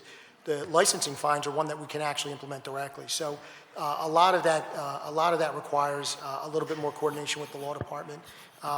Very often what we're finding is we're revoking licenses, we're taking various license actions, and always they're turning into protracted legal battles. You can imagine contractors don't take license, even minor license revocations lightly. They're going to appeal, so we wind up having to fight these out in the courts, in some cases, for months. Counsel, But last question, will any of these inspectors be working evenings and weekends, where we get a lot of complaints from people in the evenings and on weekends? Yes, so we have a couple different groups that do work evenings. Now, the long-term goal is to sort of have some of our audits investigations staff ready to do alternate work hours. We do have people that do work evenings and weekends. One of the things, and I think it was Councilmember Jones that mentioned in the previous budget hearing about concern around folks getting this work done and disappearing, And so our response to that was to create a separate complaint unit in the construction group. So we've already seen a significant decrease in the response time. Step 2 to that would be to have alternate work hours where they work like a Tuesday to Saturday schedule. And as I said, we already have folks available for overnight 24/7, both in our emergency services and our nuisance. Presently, like as I mentioned, that's not available for the audits investigation. That's phase 2 of the new hiring process. Okay, thank you. Thank you, Council President. Thank you, Council Lady Lozada, did you have a point of information or no? You wait? Okay, you're first and after next. Chair recognizes Councilman Jones. Thank you, Mr. President. I have a two-pronged question. One, I'm excited about the fact that we are moving the crime lab to a real situation where it's going to expand. We had the opportunity of touring that lab with members and realized that in order to have justice, you have to have evidence. In order to have evidence, you have to have a crime lab. And so I'm glad we're moving on it. 2 other places that we toured in the safety area was one, the Police Academy, which does a wonderful job of training regionally a lot of the law enforcement that we see coming from not just Philadelphia and its quasi-governmental agencies, SEPTA, the school district, but outside of the county. The second one is the Fire Training Academy, which we have a plan to go up to see as well. I want to know that similar to the crime lab, that we are investing in those facilities. Member Driscoll and I were out at the firing range, and there were some issues that were brought up to us that weren't that expensive of a fix. And I wanted to know if we were on track, on plan to make those investments in this fiscal year. Yes, I'm going to call up the Director of Public Planning. Thank you. Public Property. Hello, Bridget Collins-Greenwald, Department of Public Property Commissioner. So, yes, we have a number of investments coming into police facilities, the Police Training Academy, the Fire Training Academy, and multiple fire stations throughout the list. I can get you the whole list because it's pretty extensive. A lot of them, to your point, are very small fixes that we can just go in and get out. We mentioned kitchens, we mentioned windows, which is very important, which I know seems like maybe a smaller scale thing, but important, obviously, if you're in there. So we have we have lists upon lists of projects that we're working on, multi-million-dollar projects. So I can get you all that, because to read it off here would probably take Member a while. O'Neill and Member Driscoll in particular, one specific wasn't just cosmetics or comfort and convenience, it was the firing range. And we allow other departments and other members of law enforcement to use it. And there is a provision that the lead has to be extracted from the backstop. And because of the overuse and generous use of the facility, it has outpaced its replacement cycle. Wanted to make sure in particular that we were addressing that. Yes, actually, there's two things with the gun range. One is a maintenance thing, like you said, taking the lead out of the burns and all that. That's one part. And then there's a design in place to actually redo the gun range itself, which is more extensive. Well, we're glad it's on your radar. It was important to the people who are protect and serve us up there. They didn't want VIP lunchrooms. They wanted to be able to practice their craft, and I think that's reasonable. Also, I'm sorry, Member O is not here. We observed non-lethal training of officers on being able to do hand-to-hand. So we just wanted to make sure they were given the proper equipment that they need to do their jobs. So with that second question I have, and it speaks to the fact that Tumar goes back to Managing Director Alexander, goes back to the street administration. I think he might be the only person who has served under more mayors than you, Mr. President. Me and two. You and two? Okay. Yeah, I want to even. Yeah, there's a handful of us. But I'm dating everyone in the room, right? They're age-wise. But every 4 years, 8 years, usually, there's a transition. And that institutional learning, that brain power that I've watched many of you mature through the civil service and appointed process, what happens is the next mayor, who always thinks he's smarter than the last mayor, erases everything the other mayor did and says, you know, we're going to do it our way. We got to respect that. We understand that. But transition of institutional memory, transition reports, so that we, who might be coming back here with this next 100 mayor, don't have to start all over again. Don't have to. I remember under the street administration, they had curfew centers. They had after school, where they literally had after school, out of school time.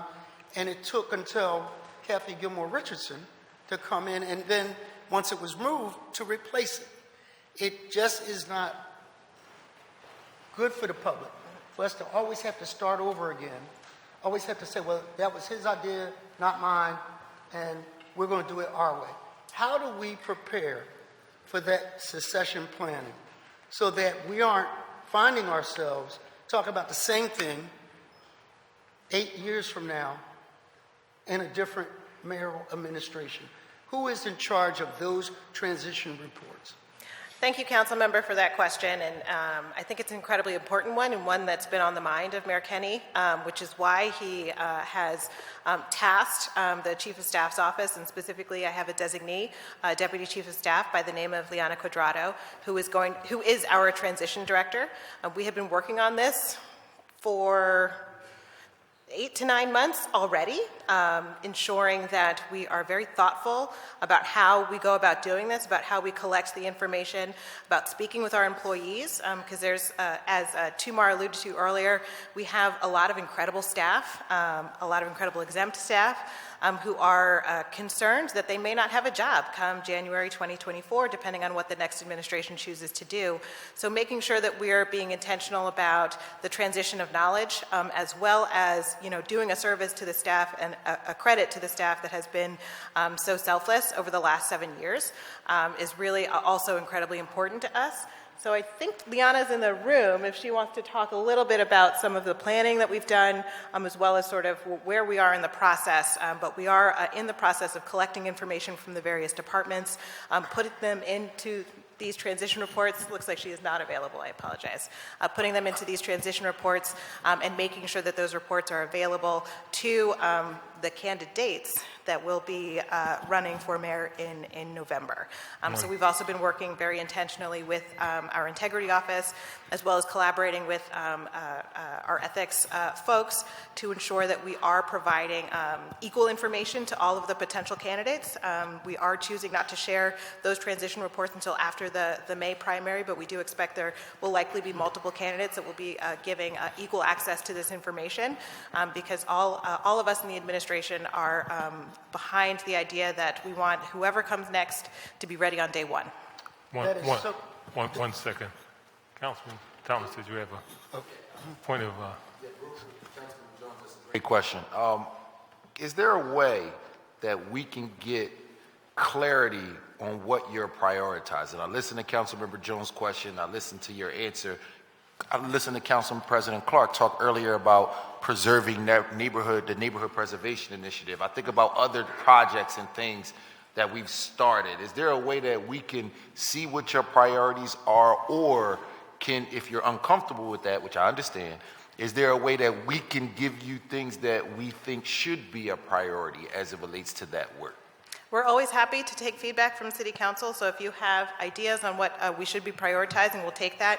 We have just received sort of like the official first layer of information from various departments that they had been tasked with giving us those priorities that they really want to focus on. But it's really, the information that we're asking for is extensive, just to make sure that all the projects that are in process, all of the priorities from the individual commissioners to department heads to cabinet officials are able to really speak to all of those priorities, because there's so much that's going on in the city that's good that we want to build upon and progress. Thank you. Councilman, did you? Yeah, I just want to close with thanking all of the professionals that serve in the Kenny administration for their dedication, and I hope all of you stay, but I hope all of the knowledge is preserved. And I think that is the every 8-year for us, responsibility of one administration to the next, and I thank you. Thank you, Councilman. Since you referenced priorities and the timeliness of implementing priorities, I actually, as Councilman Johnson just walked in the room, I do want to say one thing. I was just given some information from one of my staffers, Janae Mumford, who is our person on the MPI. There's some real concern about the implementation. And I was told that the groundbreaking, which was the kickoff of MPI in Councilman Jones' district last year, that it's still not under construction because the bureaucracy, the L&I, the approvals, the regulatory process that people get put through is a real problem. And seeing that we're teeing up all these projects, what can we do to move these things? This was last year. We were excited, shovel in the ground. I think it was a picture of us actually sitting on the tractor, like we know what we're doing, right? Can we get L&I and what needs to happen to get building? Because we're ready to borrow the next $100 million, and if we can't get the last $100 million spent because of the regulatory process, we'll never get to where we need to get.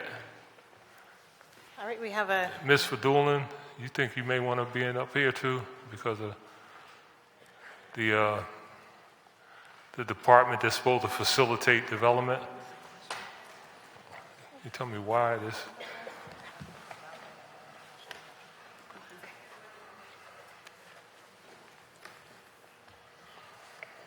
Do you know what the question is? Ralph DePietro, Commissioner of Licenses and Inspection. Council President, I'm not familiar exactly with which project specifically you're talking about. Is it generally... Councilman John, what was that particular project? Was it MPI? Grace Ferry project, developer Savetta in Grace Ferry. Is the first MPI? So is it a turn the key project? And I'm sorry, and the question is, how do we make sure it keeps going? Well, the problem is that, we had a groundbreaker and they're ready to go, and then you hear from all the developers that are keying up in the MPI. They're talking about the process of moving projects along. And why is it? I'm sorry, so they were awarded the project, they broke ground? Yes. So they have all their permits? Well, that's part of the process, streamlining that process to make them... The permitting process? Yes. Okay.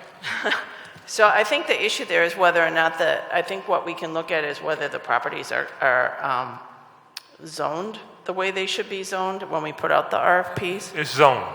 Well, yeah. So if it's zoned and they go through the If it's already zoned, they should be able to get their permits relatively quickly. Do we know was there an issue with water or streets or? I'm not sure exactly what the issue So this is the deal. Let me cut to the chase. What they want to know, since the MPI turned the key, is a priority of city council and the city administration, because everybody wants to do this, home ownership, affordable home ownership. They asked me, through Janae, is there a way that they can be given a preference to move permits, right? Okay. I'm not, that's not, I don't usually like asking people that, but these people are ready to go. We're ready to put people in affordable homes. And this whole question about the succession and as it relates to the transition, if it can't happen under this, so I think that's probably something. Why is it taking so long? Yeah, where we put identify what those properties are in the list of those, and work with L&I about how to get those in the queue and make sure that they're being expedited or moving through. Yeah, and so, Council President, I think I don't know the specifics of this particular project, but I'll say as a general matter, I see this a lot with larger projects. I think there's a lot, very routinely, most reviews that L&I does fail on the first time. Now, these are reviews that are submitted by engineers and architects, very often accomplished individuals that are experts in their particular field, but maybe not so much in terms of the code requirements. So I think really very often the best track with these sorts of things is to do these pre-design or pre-permit submission meetings. We very often encourage folks to take advantage of the preliminary plan review process. The point of that is, rather than submitting the application and sort of like when you need it and you're waiting for the permits, before that, submit your application, let us do the review and tell you, hey, these are the types of things that you're going to have. Because very often, they're not particularly astute to the specifics in the city. They may not be aware of the requirements that we have around excavations or adjacent property notifications, all the things that we do in Philadelphia. So that's one way now again, I can't speak to this one in particular. I'm happy to look into it, and I'll get back to you and let you know exactly where it's at and what we've done and what we can do. But I think as an overall rule, it helps to have those coordination meetings before you need the permit, like early on in the process. This is a city-sponsored initiative, okay? So I don't think that the things that are required were not known to the developer or to the city people. We had city people out there along with us breaking the ground. We've been working on this for quite some time. We're funding the mortgage subsidy. They're coming to me. They don't normally ask me about stuff, these guys that do their work. But now, because it's a city-sponsored project, they're coming to me and want to know, can we facilitate, i.e. give a preference to them in their permitting process, which is understandable, seeing that it's the city's initiative.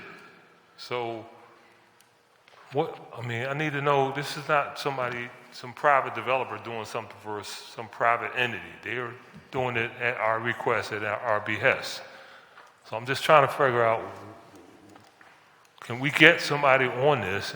And you know all the addresses. Yeah, they come through your shop. Exactly. So I think what we'll do is we'll put all that information together, and we'll set up a coordination meeting with L&I and Ralph and his staff, and we'll identify what those are and set up something so that those people can be sort of walked through the system. And we'll get our development services division involved as well.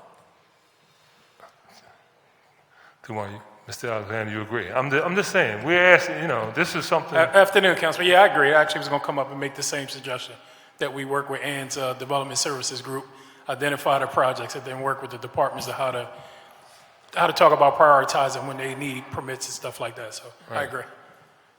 Not to mention, I hate to keep belaboring the point, that we have 300 city employees that have already gone through the preliminary process of preparing to buy one of these houses.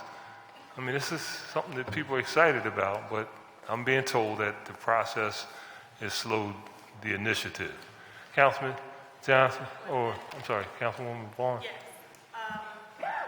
There are plenty of people that have been building in our city for years that have contacted our office because they cannot get through the process of getting the necessary permits to remodel or get projects done. and we have been able to contact someone on your staff.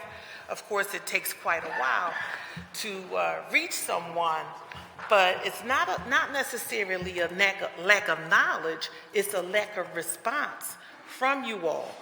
The turnaround time takes quite a while. Even when you go through 311, this administration made us change the way we used to do things and contact 311, get a complaint ticket, and then we were told when this originally started that you all had 7 working days to get back to us.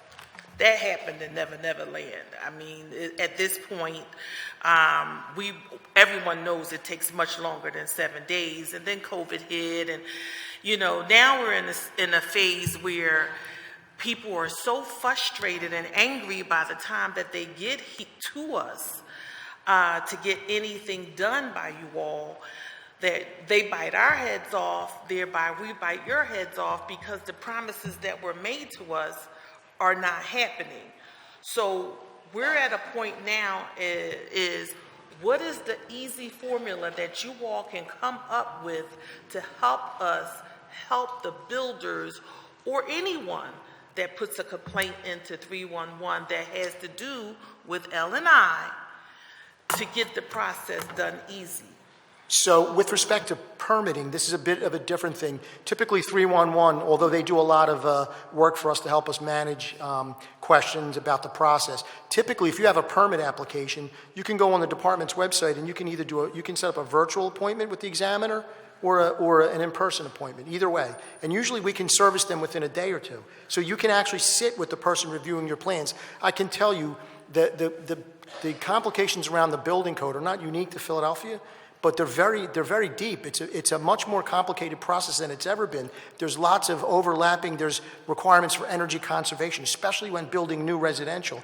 There was a time when the residential code was this thick. Now it's multiple volumes. It's very, very intensive. So if you have I see this all the time. I see it almost daily where folks submit an application.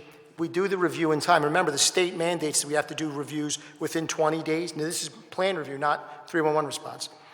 Within 20 days, and we routinely make that, and almost always there's a list of things that need to be done to be resubmitted because they're not compliant. It's very complicated. That's the reason why we have the online appointment process, because then you can speak to the examiner directly and say, tell me exactly what document or what form or what water department document you're looking for in terms so I can get my sprinkler permit or whatever it may be. So that's the first round I would suggest for folks that aren't understanding or aren't getting a response.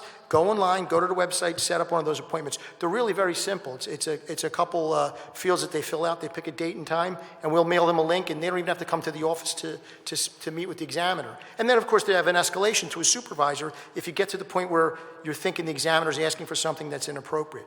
Now, the 311 response is a little bit different. Typically, as I said, 311 is a place you call if you have a general question or if you want to have a complaint, you want an L&I inspector to come out. Our standard process, our standard response is 30 days, but that changes depending on the type of complaint. So structurally compromised building, we're going to be out within 24 hours. If it's a heat complaint, like I have no heat in my apartment, we're out there within 3 days. So those vary depending on what the type of the complaint is. The other thing I would suggest is it's real important, we put a lot of effort into putting all of our information on the website, and I think if you go and you check the city's atlas, you'll see very often that we have been there and we have issued violations, that what you're seeing is the delay because there's a process. The department is bound by law to give due process, meaning we go out there, we identify violations, and we have to give the owner time to comply, and it's a reasonable amount of time. So that process, I admit, is long, but somewhat necessary, and that's what leads to 3-1. I think that's a little bit different from what the council president's question might be, is in relation to how quickly we're getting back to reviews and that process. I really think a lot of this is due to the incredible complications of the building permit process. Now, we've done a lot in terms of streamlining that. We put the documents online so you can see what it would look like. We've made tremendous strides toward making sure the documents are uniform, so our examiners know what to expect when they're getting it. But when you compound that with the multiple things that we're doing, revenue checks, and we're making sure contractors are in compliance and that they have the proper insurance and licensing, these all lead to delays in the permit process. And we know that delays absolutely translate to higher costs. across the board. Now, with respect to city projects, happy to talk about some other process. We've had, in years past, we had expedited reviews that we did for certain jobs. We had streamlined application forms. Happy to talk about whatever that is to help. That's not something that we're averse to doing, but it does need to be generally understood that this is extremely complicated work. And you know, so much so that very accomplished, as I said, designers, architects, engineers struggle to get through the permit process because they simply don't understand the full depth of the code requirements.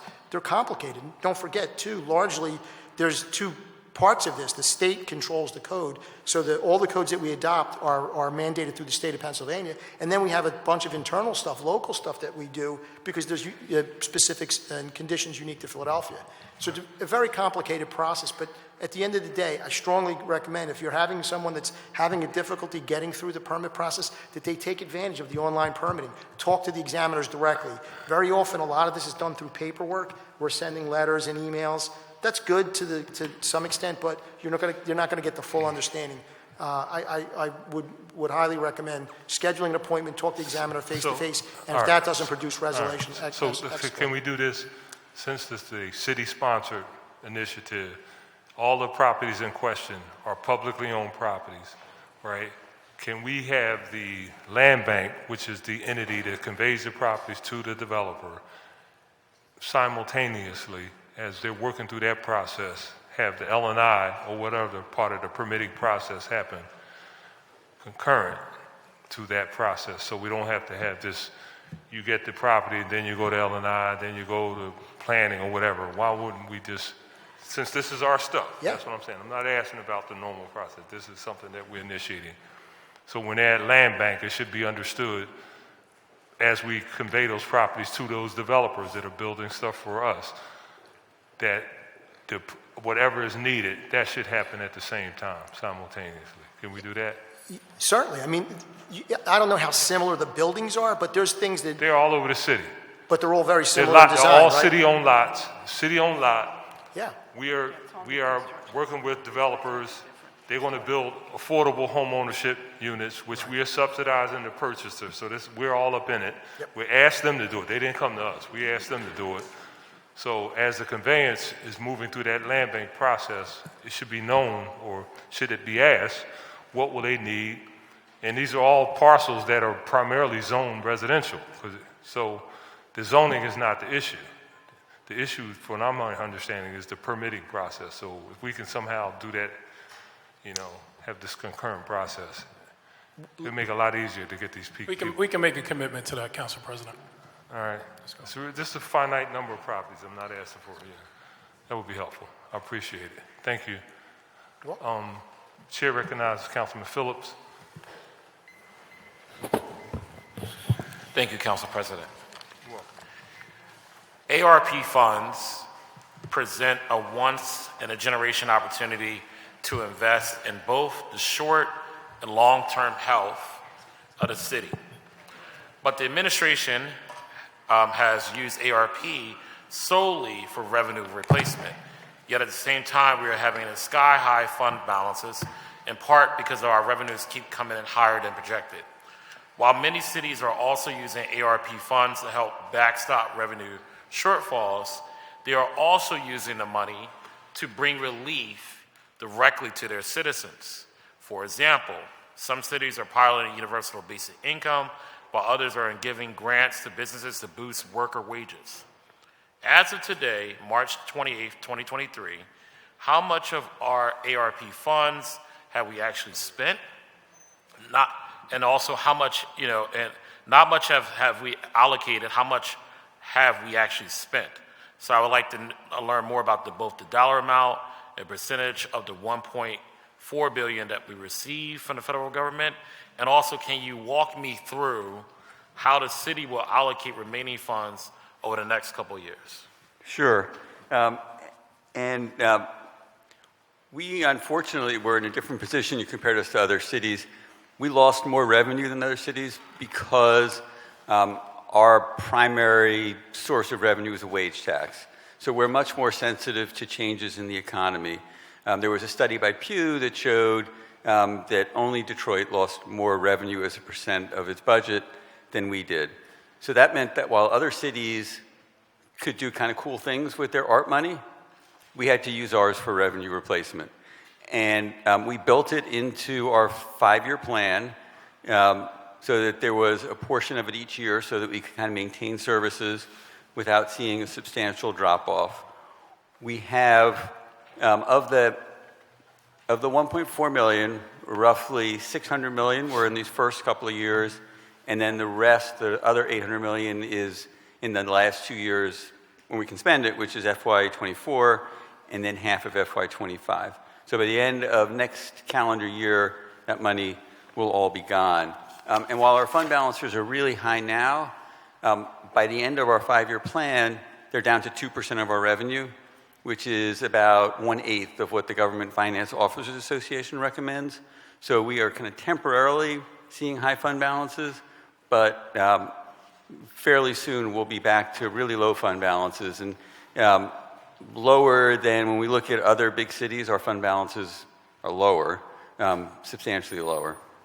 Yeah, so I just want to also add, so is there any way in which we can use some of the funds to fix all of our potholes in 1 year, or even some of the funds to get rid of the abandoned vehicles, right, the 18-wheeler trucks that we are seeing, and also maybe use some of the funds for vacant lots, find a way to clean up the vacant lots in 1 year, implement/enforce city door and window opportunities. So we have enough funding to do those things that matter to a lot of our residents in here in the city of Philadelphia. So all of the investments that we talk about in our 5-year plan are only possible because we got those funds.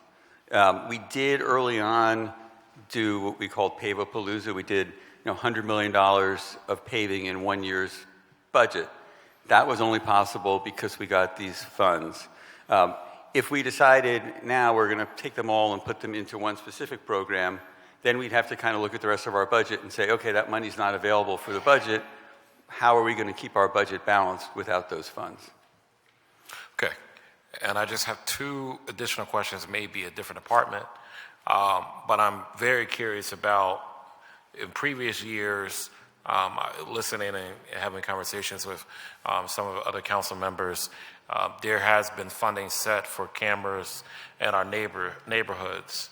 I would love for this administration this year to go out with a bang and make sure that our residents are seeing more and more cameras, particularly on avenues and other places of commerce, but even in high areas of need when it comes to public safety, because particularly even with our schools, that's something that's in rec centers.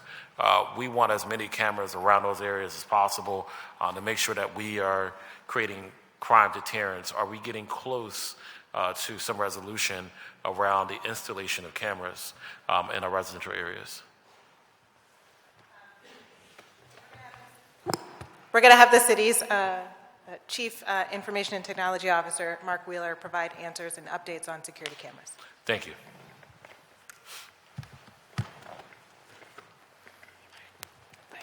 Good afternoon. My name is Mark Wheeler. I'm the Chief Information Officer for the city.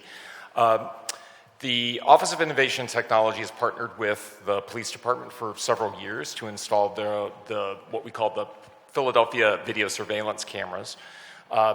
Last year in the FY23 budget, we received a one-time amount of money to put up cameras around 18 recreation centers and 18 sites for the Philadelphia School District. These are called the Safe Play Zones.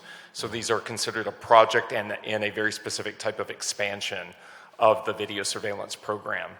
Those camera feeds, of course, all go to the police department for viewing as part of investigations for any incidents that happen at those sites. Right now, we've nearly completed all of the installations for the safe play zones around the recreation centers. There was one additional site that was added that we're now adding those. The funding for that came through the capital budget, which that was not released to us until late this spring. And the work is just beginning now on setting up the camera locations for the safe play zones at the Philadelphia school district sites. And those sites are determined in conversations between the administration and the police department.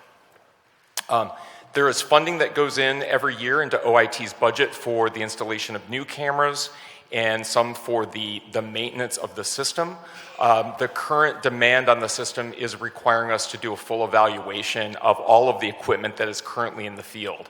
I don't mean the cameras themselves, I'm talking about very specific types of network equipment that allow for the transfer of the data feeds. So we do need to do a full inspection of that system and determine where some of those upgrades are needed and develop a capital plan for that. And we would expect that to start later this fall once we get a capacity on our teams to do it or a vendor hired to help us with that process.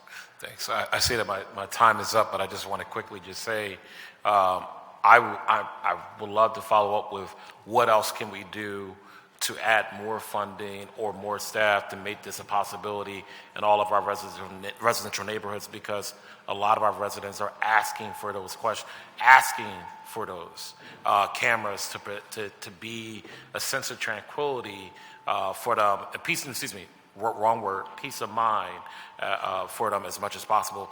And I did have a question for the streets department around residential cleaning. Because we do the commercial cleaning well, but how can we expand more funding or support to get to even more blocks in terms of residential cleaning? Can I take that one? Clerk recognizes Councilwoman Bass for a point of information. Yes, thank you very much. I have a question on the cameras that you mentioned that were going around recreation centers. Back in 2013 or 2014, City Council made commitments, each district member made commitments that they were going to actually fund the cameras out of their capital dollars budget for every rec center in their district, so basically covering the entire city. So I'm surprised to hear about this other initiative around cameras in, like, I don't know which neighborhoods or which rec centers. We'll have, I'm preparing a presentation for OIT's council hearing, and I'm happy to also send out information ahead of time because we have those sites fully documented. I'm not aware of the commitments from 2013, but I'm happy to look into that and also try to respond to that as well. Oh, yes. So every member who was here, I know Councilman Johnson made the commitment, when Councilwoman Tasco was here, Councilman O'Neill, Councilman Squall, like, every member who was a member at that time made a commitment to set aside money from their ITEF funding to put in cameras in our recreation centers. And so we went from something like 4 cameras before that to about 164, over the last few years. And so I guess I'm just trying to figure out what's the difference between the cameras that we committed to putting in. And I don't know if Catherine has any information on that as well, Mr. Managing Director. Okay, Councilman, while Commissioner Lavelle is coming up, the program that Mark talked about, which was the Safe Play Zone, was actually funding that council put in during one of the transfer hearings, I want to say last year, but it was funding that council put in, and we worked with PPD, we worked with the Office of Violence Prevention and with the Council President's Office on identifying those 18 sites, 18 play zones, but it was, I believe it may have been right after shooting either at or near one of the rec centers, and we wanted, so it's separate than the piece you're talking about where you all are adding into ITEF, but these, we wanted to look at centers that was in real high crime areas and be able to put up some cameras really quickly. So that's the ones that Mark is talking about that I believe, like he said, we've done all but 2. One was a new site added, and the other site is a current rebuild construction that once that construction is done, we'll come in and complete that as well. We could get the list of those sites to the chair. That would be great. Councilmember, the ITEF dollars have actually funded close to 1,500 cameras at centers. So, at our centers and still going.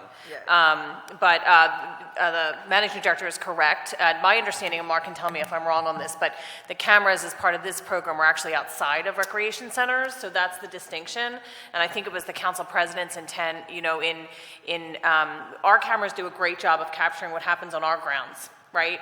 Around the recreation centers, the basketball courts, right? They do a great job of that. They don't do a great job of capturing activity that happens 100 or 200 feet outside of our grounds. And what the police have been finding is that a lot of the activity happens, it might begin right on the basketball court, but the shooting or whatever happens just outside. So my understanding was that the council president had this idea to install cameras not on recreation centers, but in very close proximity, and considering them a play zone, and worked with PPD and OIT to identify what are those really prime locations where that activity is happening, so that this was an extra layer of not just a deterrent, but also the giving police the ability to capture that footage.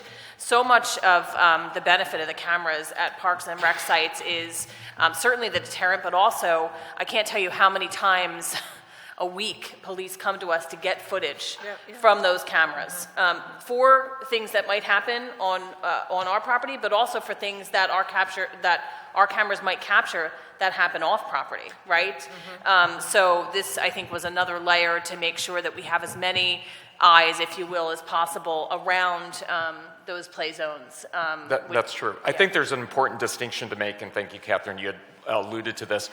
The VSS program, the video surveillance system, is the citywide program used by police and streets for illegal dumping. It's in the streets right-of-ways, so they're positioned on utility poles or traffic poles around the city, and then look at the sidewalks or the street views. The departments, any one of the departments, can own their own camera systems that they can see inside their buildings or around their property. So there's a distinction between the two of those. OIT only recommends the types of cameras they should be using. So we're aware of, let's say, the types of cameras that the federal government is advising us not to procure for security reasons. And that's the other distinction too. As Mark said, our cameras, you can see them within our recreation centers. So we have a room in each of our recreation centers where you've seen, the cameras. You can see all the different screens and all the different outlooks of the cameras. These cameras, and Mark can again correct me, these are tied into the DIVIC system. Is that accurate? You could have, I'm not aware of the building cameras being tied into yours. I meant ours, those, yes. not ours, yours, yeah. The reason I say that the police are the business owner of the camera system is because they have full view. So they have access. They are the ones who store the data from all of the different camera feeds, and then sign memorandums of agreements with other entities like SEPTA, the University of Pennsylvania, the Navy Yards security team, and then that information gets federated, or they get access to the live feeds. They can't control the camera, but they can see the feeds and then have access to some of the data that gets stored there if it's needed for an investigation. So there is over 6,000 cameras, and I can get the exact number, that are federated in the entire system that the police have access to. In the city of Philadelphia, throughout in the the city of entire Philadelphia. city. That aren't building specific, so they're not looking inside buildings. These, again, are things that are in the rights of way, sidewalks and streets. Gotcha. And the only other question I have, I don't want to monopolize the time, but for the program that we funded as district members, has every center received cameras at this point? Not yet, no. Not yet. It's been a long time. It's been a long time, yes. And as capital projects come up for various, through ITEF funding, we always add cameras. We just haven't been through every site yet. We'll have a full report and update for that council member for our hearing on the 19th. Okay, so we'll come back to that when you guys come up. Okay, thank you. Thank you. Thank you now. What if I inherited? Can I jump in with the cameras, please? Hold on 1 second.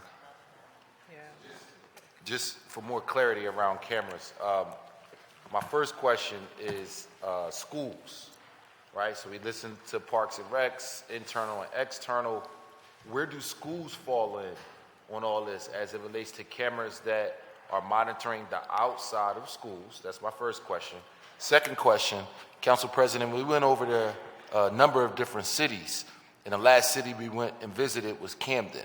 And what we found in Camden was that 80% of the city of Camden was under surveillance at a given moment based on hot spots and other hazardous things that might present itself.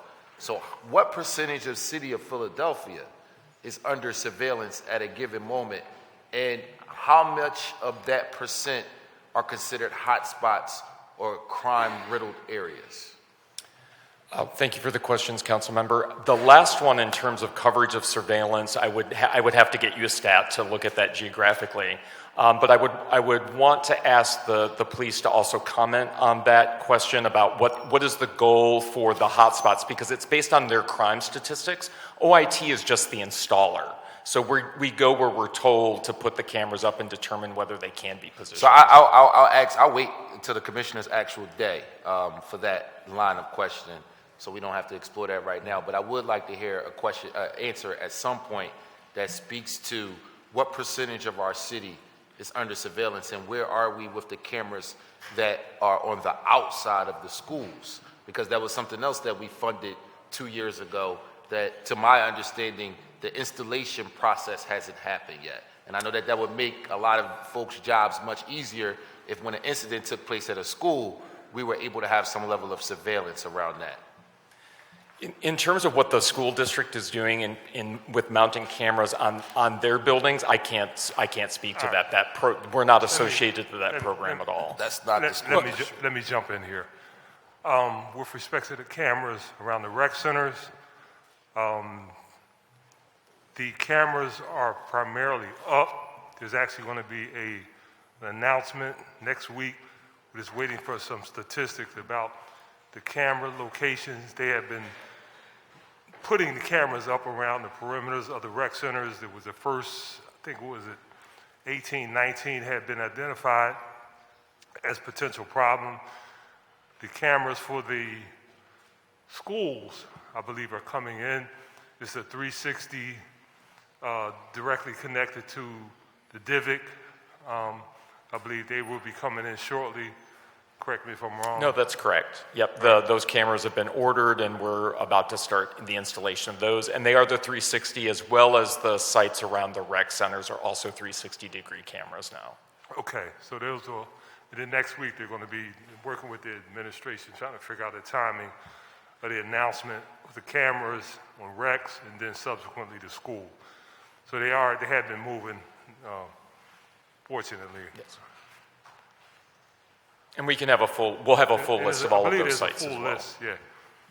What the percentage of the city too?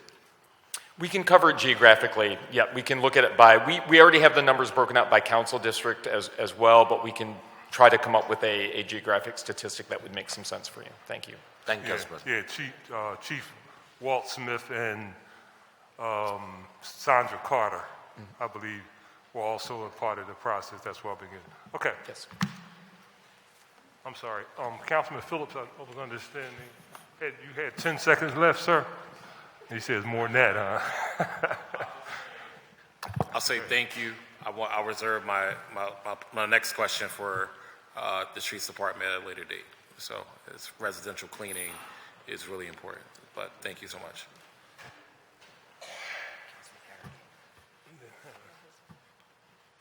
Chair recognizes Councilman Harity. Oh, thank you. I was starting to think I got lost in the sauce there. Yeah. Got a lot of point of references here. All right. So, crime cameras, we were talking on them. So you got cameras around. You got 6,000 cameras or whatever was the number they just said. How many people you have monitoring them cameras? Going back to our short of employee stuff. Because having 6,000 cameras is one thing, but having nobody to monitor those cameras is a completely different thing.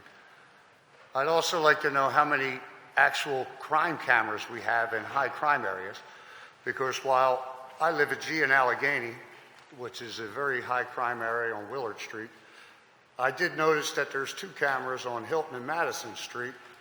I asked if we had crime cameras in that neighborhood. They said no. And then I see the cameras sitting there, so I'm wondering, what are those cameras and why are they there? And regardless of whose cameras they are, why are we not monitoring them cameras on the 2 biggest drug streets in the whole city? And we're not getting any, responses there. I'm not seeing anything. I live there. And I'm inviting up the police to provide a response on who is monitoring the cameras.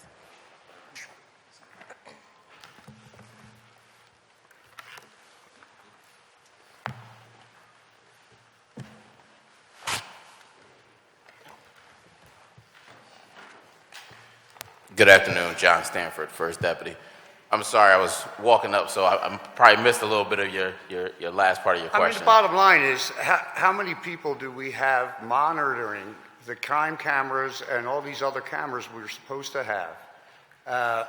Because cameras without people actually monitoring them isn't going to help us. And I know we're short employees, so I can guarantee we're probably short in that department because that's a new department. And, you know, I'm just concerned that I see cameras up, but I see no results on what's going on with those cameras.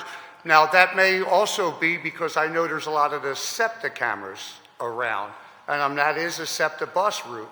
So I'm not sure if there actually are cameras that are supposed to be done for policing or if they're the SEPTA cameras just monitoring the bus system. And if they are just the SEPTA cameras, how do we get access to them through the police department so that we can monitor them too? Because as I said, I have a large contingency in that area that are doing no good, and they're there for no other reason but to do no good. And they're there every day. So as it relates to cameras in the city, our Delaware Valley Intelligence Center, which is, again, comprised of multiple agencies inside that location, our real-time crime center is located there. And they have access to all of those cameras. All of those cameras that you just alluded to, they have access to even SEPTA's cameras, Amtrak, all of the different agencies, streets departments.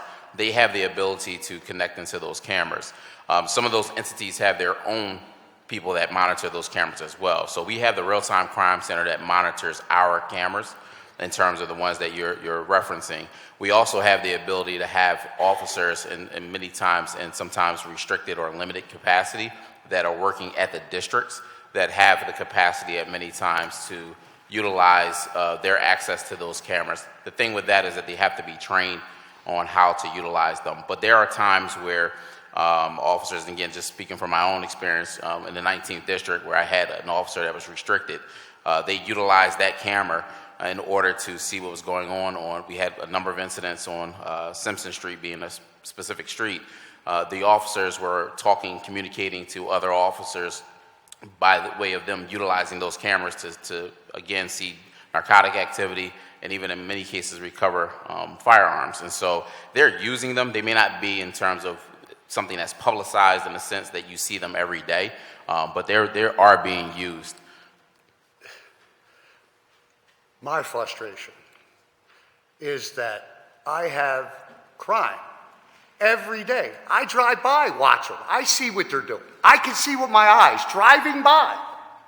Why are they not dealing with the crime? If they're catching it on the camera, that should be a no-brainer.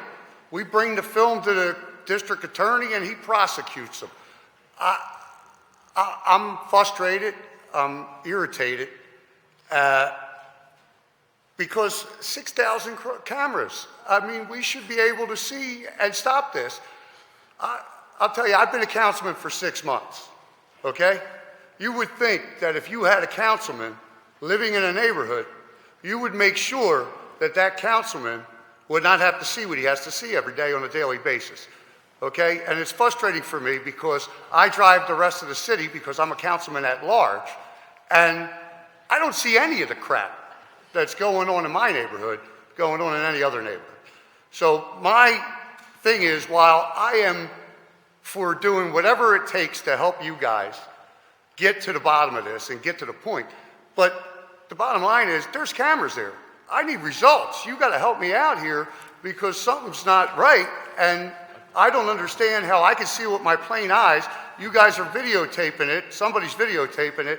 But these guys are still the same guys every day on the corner doing their thing. Well, you and I have spoke directly. I know, and frustrations get out. No, completely understand it. And I understand it more so for the citizens that don't often have the voice that you have or the opportunity to express that. But you and I have spoken where we have done a number of narcotic initiatives on your block, and we've talked about that and have made a number of narcotic arrests. And so, again, the criminal justice system as a whole, there's some issues there, right? And so, but we have done that. When you say 6,000 cameras, the reality is that we're not going to have a person to see every camera. Absolutely. Because that would require 6,000 people in order, 24 hours a day, in order to watch that. And so, just the reality of what we have available to us. They're there. The cameras are there. See, this is all Rabbity, babbity, babbity. So- What I'm trying to say to you is, we have the kind cameras. I understand that you don't have personnel in order to monitor 6,000 cameras. That's quite all right. But you don't have to monitor 6,000 cameras. All right? There's cameras in high crime areas that should be being monitored to bust these guys as a conglomerate, as organized crime. That's what they are. They're organized crime. And I get it, they have lookouts and all that stuff, but there's a camera right there. They're all on film. They are not hiding it, is what I'm saying. They'll do it. You got a cop sitting on the corner. They're doing it right in front of him. They're making sales right in front of the cop. That is frustrating to me. While I have an officer sitting there, and I get it, but why am I not seeing arrest happening along with that? That's all I'm saying.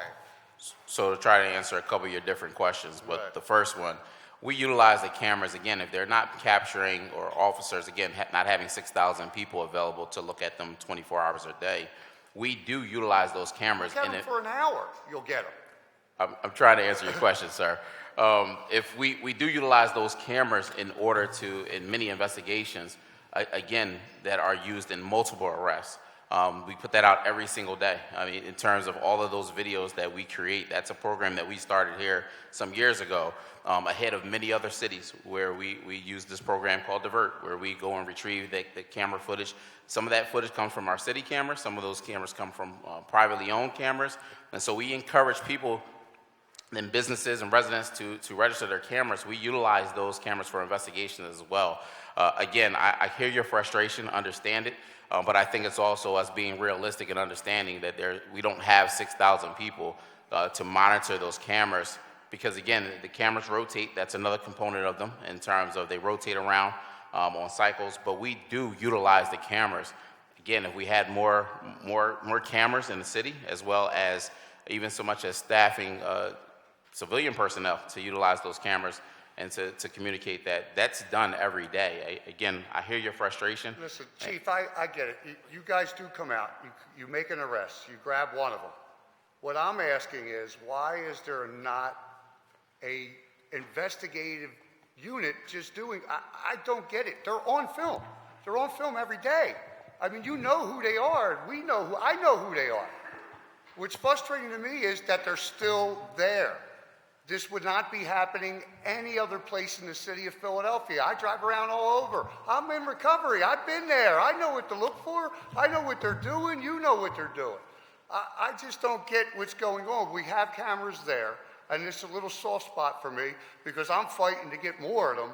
But the fact of the matter is we have them and they're not getting. Why am I not seeing results from the camera being on that corner? What I'm saying is I have not seen a full bust of any corner in that area since I've been a councilman. I've seen one or two arrests on certain things. They did come out and sweep once, and that was the Attorney General's office did it. It was not us. That's my frustration. Good afternoon again, Danielle Outlaw, Philadelphia Police Commissioner. Sir, we've met, happy to speak with you at length. There's a lot of agencies that include, we work with the AG's office. There's a lot of agencies that are currently working in your neighborhood. A lot of things that you might not see right away, but again, more than happy to meet with you. I've been there 16 years. I understand, sir. I definitely hear the frustration. More than happy to meet with you again. Listen, I'm not picking on you guys. All I want to know is why we're not doing something about what's going on. This is known. This is, it's completely known. I mean, I just got frustrations. It's a complete lawlessness in my neighborhood that's not happening anyplace else. My son lives in South Philly. We don't have that kind of problem over there. You have one or two corners. You got a whole neighborhood that's been taken over. I mean, it's a whole neighborhood. You can go, I got 3 little streets. You used to see them one on one little street, and that was it because that was their territory. Now I got them on every street, top and bottom, and they're different gangs.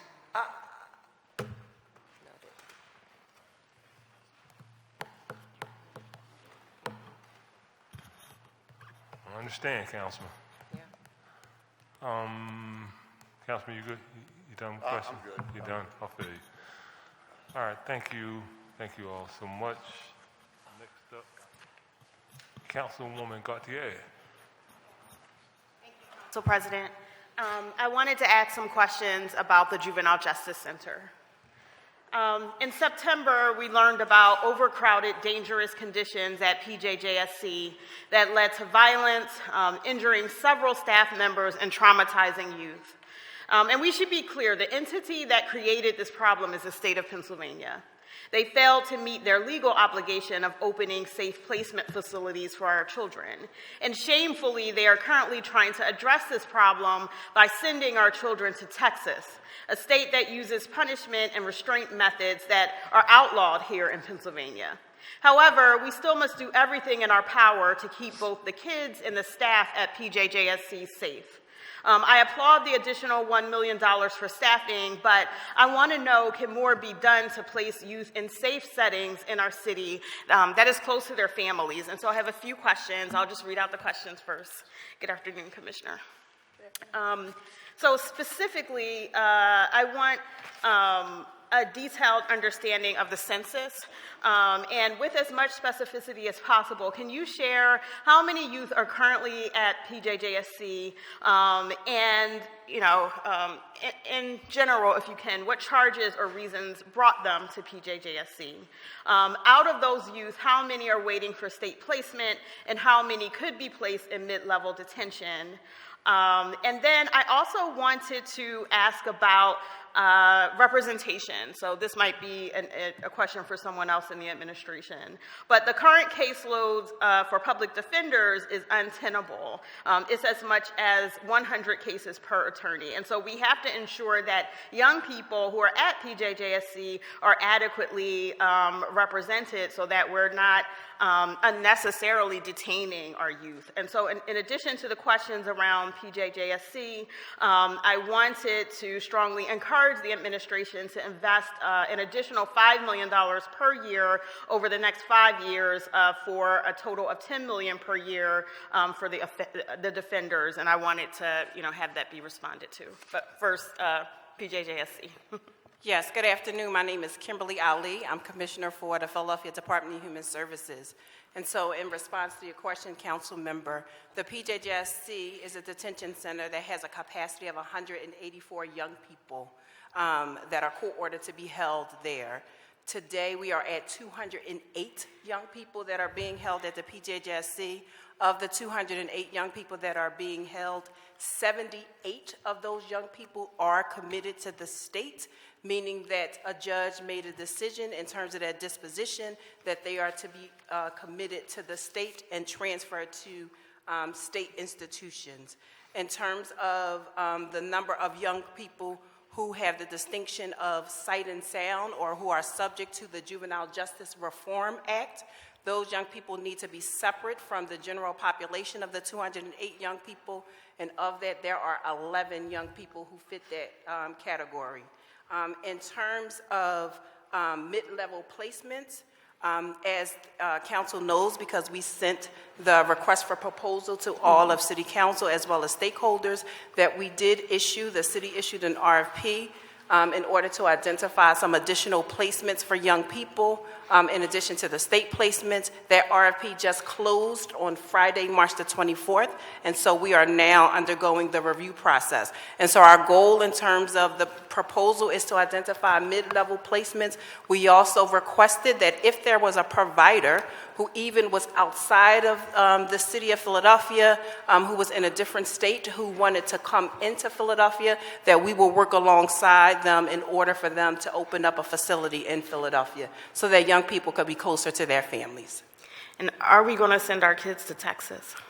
That decision is made by the judicial in terms of sending young people to Texas. I will tell you that my staff at DHS, as well as the public defenders, the Defenders Association, the district attorney's office, went to visit Texas a few months ago to determine whether or not it was an appropriate facility for young people. I would say that it probably is for certain young people. However, that decision will be made by the court. Okay, thank you. Before we move on to the defender's question, I just want to note that I know we have a certain level of capacity locally to monitor placement and to make sure our kids are okay. I would question our ability to do that in Texas. I just think I think we should fight that in every way we can. Fair enough, I hear you. Point of reference, you mean the state of Texas? Yes, the state of Texas.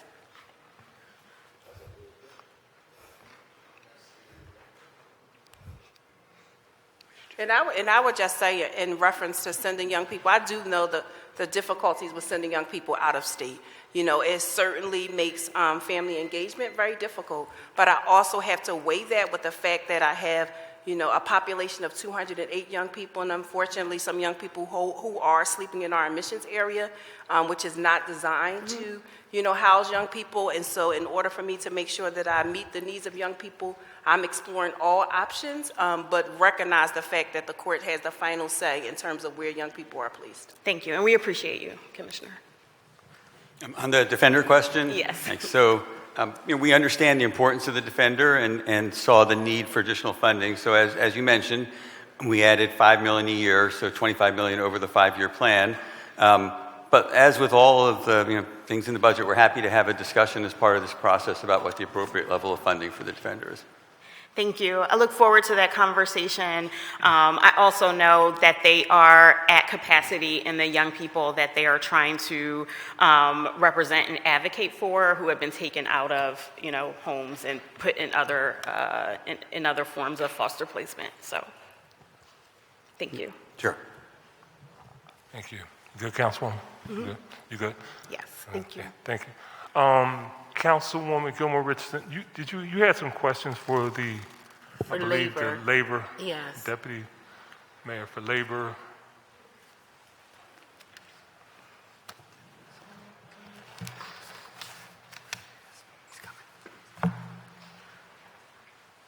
Okay, thank you. We have our Director of the Department of Labor, Basil Miranda, here to answer whatever questions you may have, Councilmember. I'm sorry, I missed that. We have our Director of the Department of Labor, Basil Miranda, here to answer whatever questions you may have, Councilmember. I'll learn how to do this at some point. Thank you.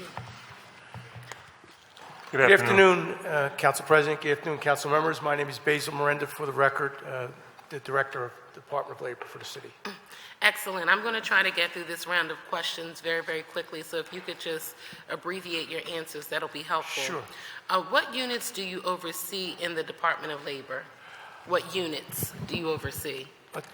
Well, the Department of Labor has basically 2 divisions. One division is Labor Relations, which focuses on the city contracts with the city labor unions, as well as our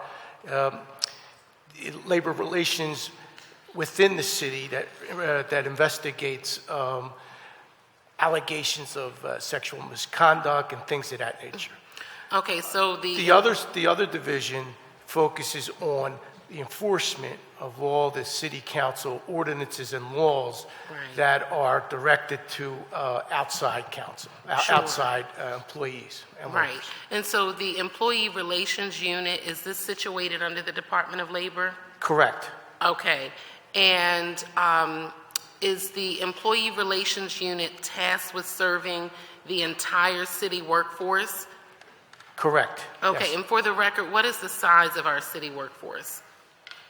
The entire city of Philadelphia workforce? Oh, geez, that's a good question. I really don't know the exact number.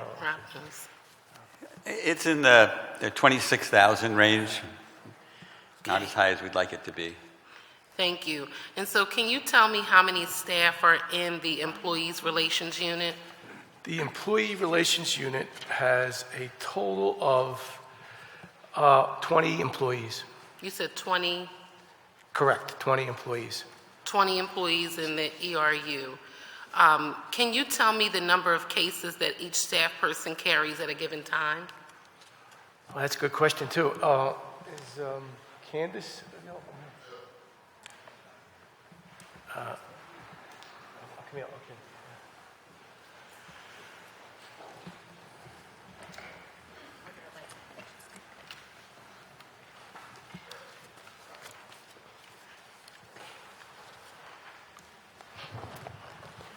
Good afternoon, Council Member. My name is Camille Duchasset. I am the Deputy Director of the Employee Relations Unit. Okay. Pleasure to meet you. Thank you. So can you tell me the number of cases that each staff person carries at a given time in the unit? Currently, staff members in the Employee Relations Unit are carrying in excess of 30 cases. 30 cases per staffer. Okay. And when an employee raises a EEO concern by someone in a leadership position, is there a transparent process that details the process and any resources for employees who allege violations, particularly employees threatened with termination? Is there a transparent process? The City of Philadelphia has a sexual harassment prevention policy that does detail what the investigative process is, what the role of each participant is to include the employee relations personnel. Specifically, an EEO complaint. Specifically, EEO complaints. We do not have a specific EEO policy, but our EEO investigation practices outside of sexual harassment mirror the sexual harassment prevention policy. Okay, for the record, if we could get a copy of that process given to the chair and disseminated to all members of council. Is there anything in writing that explains the process and resources available for employees in terms of ensuring that there's a fair and transparent process with respect to EEO concerns raised regarding people in leadership? There isn't a written process specific to EEO other than the mayor's statement of policy, which describes the city's commitment to investigating complaints of any type of discriminatory behavior. But again, the sexual harassment prevention policy details not only the investigative process, but also the any specific action taken when the appointing authority is the respondent named in an investigation, and the EEO, any discriminatory investigation outside of sexual harassment, again, mirrors that same process. Okay, we are in the, I'm sorry. No, I apologize. Go ahead. We are in the process of finalizing a citywide EEO policy.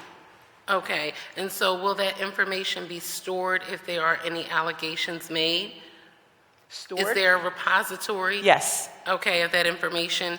And then just my last three questions. For any leadership, what happens when allegations of racism, sexism, or any violation of the equal opportunity law is brought against someone in leadership? What happens? Like, what takes place? Sure. Any complaints that are received, depending on where the complaint is filed. So if the complaint is filed at the departmental level, and that complaint does not name the appointing authority as the respondent, the department has the ability to investigate that complaint at the departmental level. If the complaint is received by the Employee Relations Unit, we'll review the complaint, typically engage in an intake with that complainant, and make a determination whether it's appropriate for us to retain that investigation or to remand it down to the department for their handling. Okay, and I heard the bell, so I'm going to respect time, but can you just explain the structure of the Employee Relations Unit? Why is it situated under the Department of Labor? Why does the ERU report to Labor Relations? Do you believe that there's a potential for conflict or a conflict of interest in having the Employee Relations Unit in Labor Relations and not in HR, for example? And I ask that because I formerly worked in HR before I was a member of council and before I came to council. Do you think it's a conflict of interest to have the Employee Relations Unit under the Department of Labor and not in the Human Resources Department? And why did that change take place? So I was not, I'm not privy or wasn't part of the City of Philadelphia when that change took place. So I can find that information out for you. Pardon me, can we get someone here? Can someone come up to just explain that? Sure. Because I recognize you may not be able to answer the question, but there should be someone here who can respond to that question. Why was the Employee Relations Unit put under the Department of Labor and not in the Office of Human Resources? And Councilmember, I do want to sincerely apologize if we don't have the answer right now, but we're happy to get back to you when we do are able to find the answer. But I don't believe that we have anyone here who can provide that answer right now. Yeah. Okay, well, do you believe that that is a conflict of interest? I don't think I'm in a position to be able to say one way or another. Councilmember, you raised a really good point. It's something that we really should take a real hard look at. And, I'm the new director, so I can look at the issue with fresh eyes, so to speak, and kind of consult with my staff and get back to you. Well, I appreciate that, and if you could give that information to Council President for dissemination to all members of council, that would be greatly appreciated. I do believe it's a conflict of interest. I do have concern about the process of how employees can interface, particularly when there is an issue with someone that may or may not be in leadership, until the determination is made on whether or not you will further investigate the case. What type of protections are in place for our employees? We have all these laws in place for, other industries and other people, but what are we doing for the people who work for the city of Philadelphia? So I really want to pay close attention to that and understand the organizational structure of how everything is set up. It is inappropriate to have that unit under the Department of Labor. It should be in the Office of Human Resources. Yes, Thank you very much. Thank you, Mr. President. Thank you, Councilwoman. Chair recognizes Councilman Johnson. Thank you, Council President. I'm going to be brief with my remarks, but Councilman Thomas touched on briefly the issue of poverty here in the city of Philadelphia and how we are moving the needle regarding eliminating poverty here in the city of Philadelphia. So my question revolves around the Office of Equal Opportunity that deals with making sure we're addressing our diversity and inclusion goals here in the city of Philadelphia. And throughout the second councilmanic district, on every major development that comes to my district as a district council person, we require 50% minority participation on the building of the actual project, the professional services contracts, as well as the staff. Some examples are a live casino, which we did zoning for 50%, and we finished with 63%. Mosaica, which is in the Navy Yard, is a 45% minority participation goals, but it's led by an African-American male and female firm as the lead developer. And also we have the Bellwether District, which is the former Sunoco refinery, which are also required to reach a 50% minority participation goal. And I think what makes these type of zoning projects and ordinances unique is that there's a monthly meeting to monitor the development projects with the city and the developer to make sure we're on task on reaching their goals, which doesn't happen in the typical zoning process. And so I just want to know who's from the Office of Equal Opportunity that's monitoring that process. What does it look like? I'm sure I'm not the only council person that is passing ordinances that has an EOP attached to it.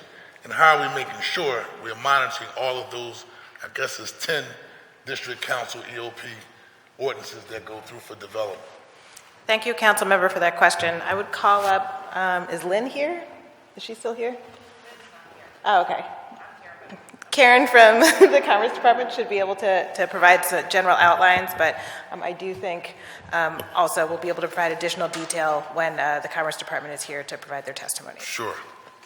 Yeah. Hi, Councilman. Hello. Councilmembers. Karen Fegley, Deputy Commerce Director.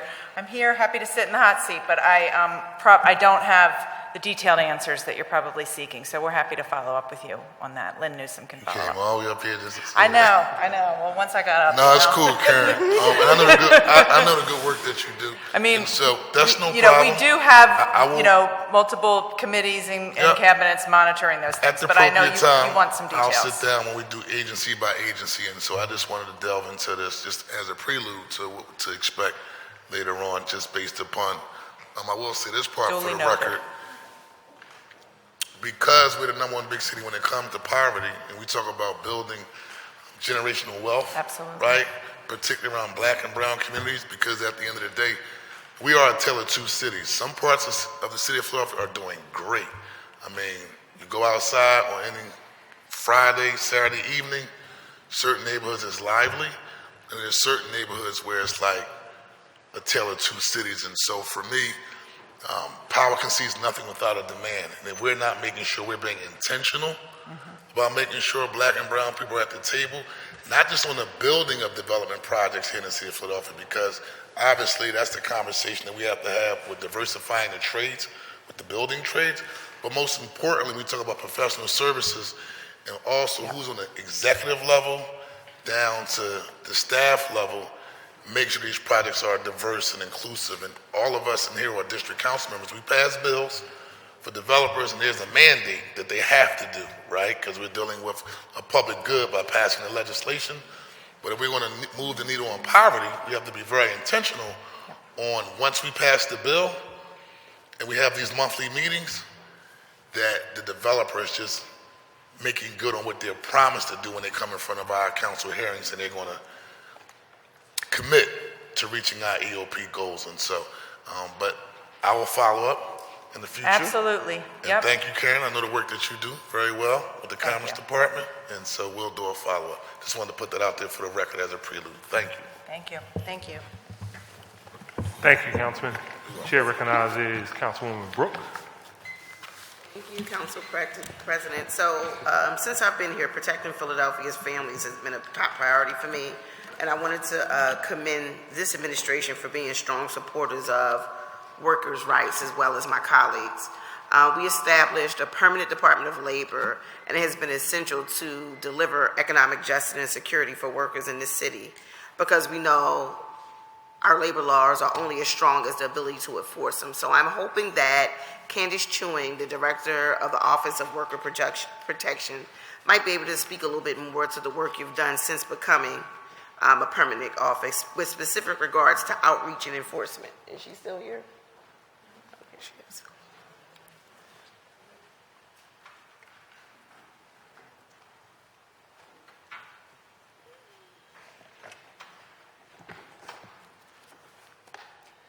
Thank you, Council Member. Candace Tuning with the Office of Worker Protections. Thank you for your question and attention. So the Office of Worker Protections and the Labor Policy and Compliance Unit since 2019 has recovered over $1 million for workers, a figure that has literally doubled every year, reaching nearly $500,000 in 2022. Our most senior investigator recovered over $120,000 to workers alone. Over the past year, the Office of Worker Protections has simplified and standardized the complaint process, increased office visibility through partnerships with community-based organizations and other city agencies. We've expanded language access for complaint processing and for our resources. We have made strides in post-determination actions through our partnership with the Law Department.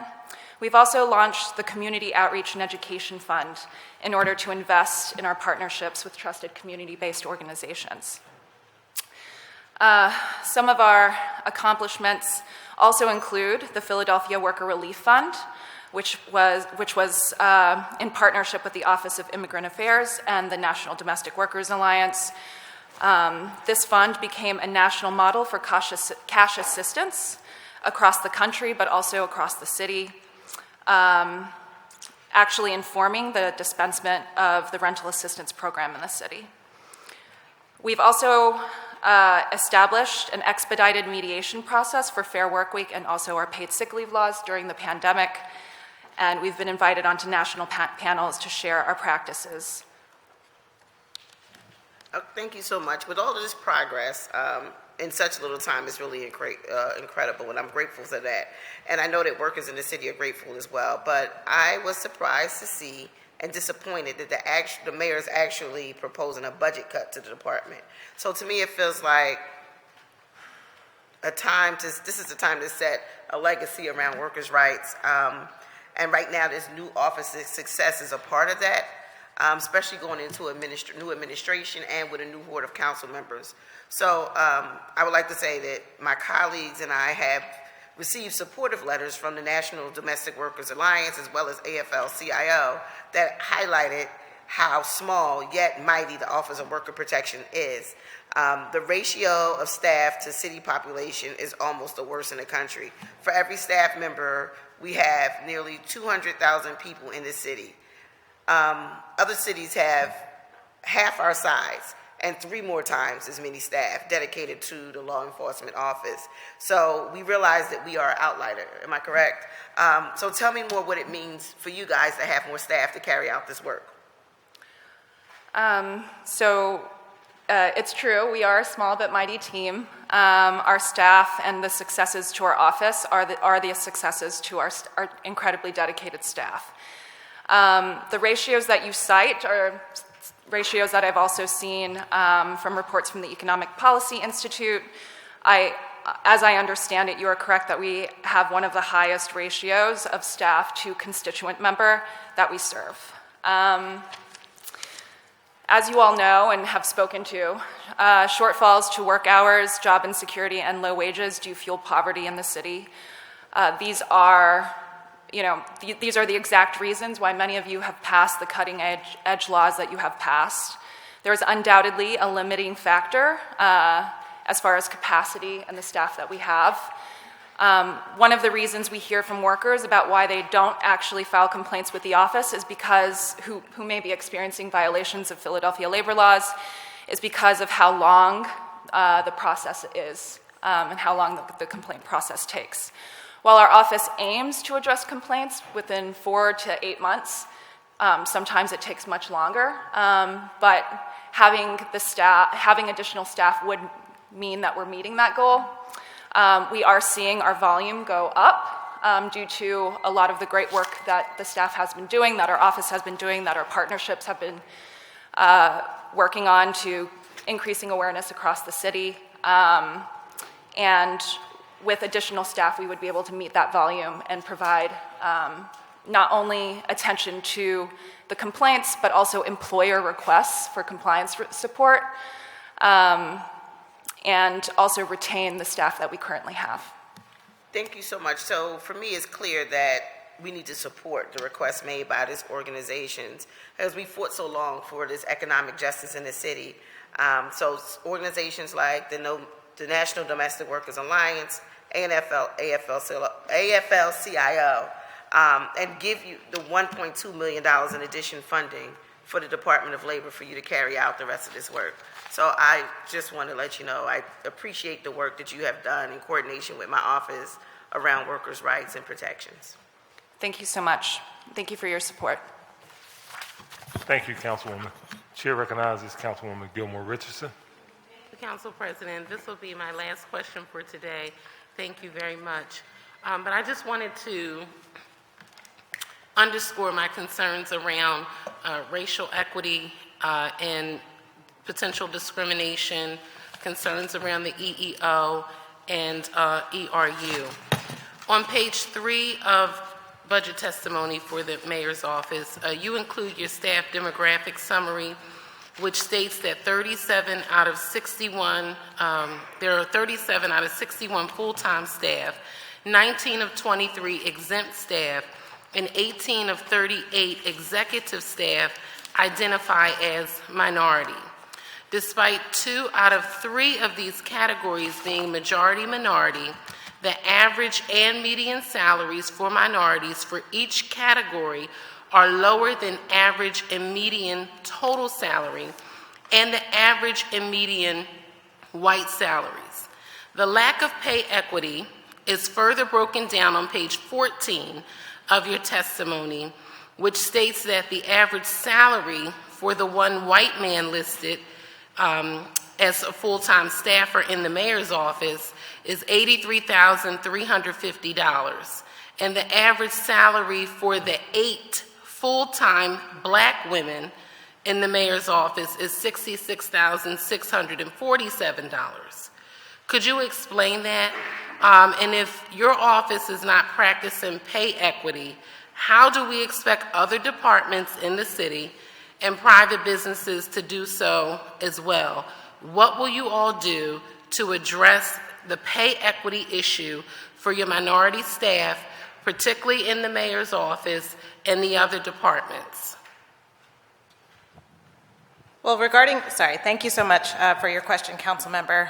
Regarding the Mayor's Office staff budget, it is always a priority of mine to ensure that we are not only recruiting and retaining diverse talent for our office, but also that we are always engaged in a process where we're looking at salaries to determine whether or not they are fair and equitable based upon the responsibilities that each individual has. So I can say that work is always ongoing. I'm happy to take a look again again, but we do currently, I have regular check-ins with all of my direct reports, and salaries and pay equity is always at the top of the list for items that we are reviewing and making sure that we're doing the best that we can in those areas.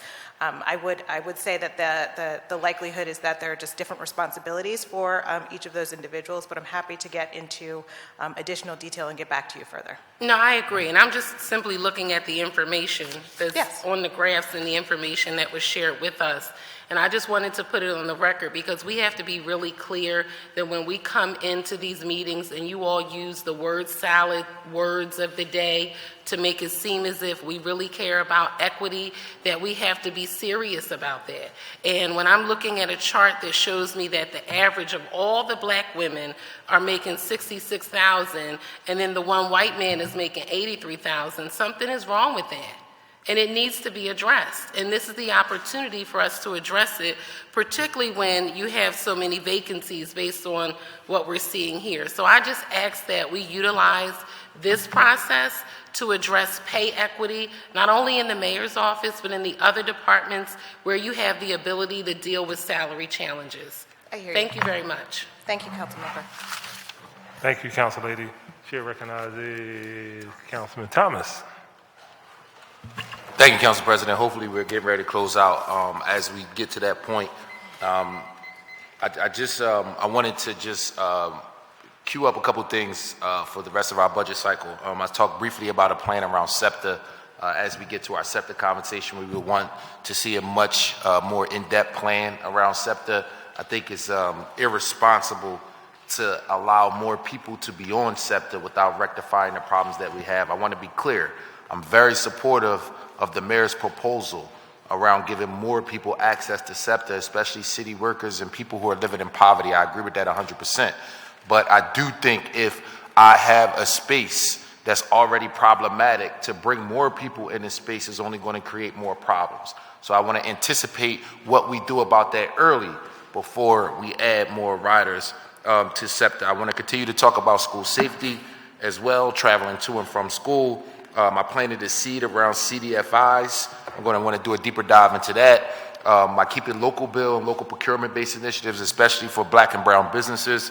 We're going to want to know what our numbers are. Did we meet our 50% benchmark?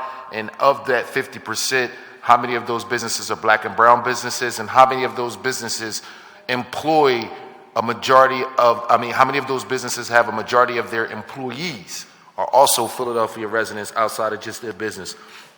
Definitely want to do a deeper dive into the Illuminate the Arts grants. I'm going to want to have a conversation around Kelly Lee, hoping to get a specific number around what we can invest in digital advertisement around city employees.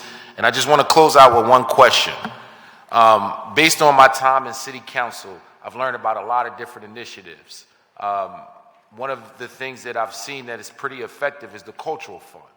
The way the Cultural Fund is a partner with the city to provide grants and dollars for arts-based organizations is amazing. I'm wondering, is there an appetite from this administration to create the equivalence of the Cultural Fund for youth sports?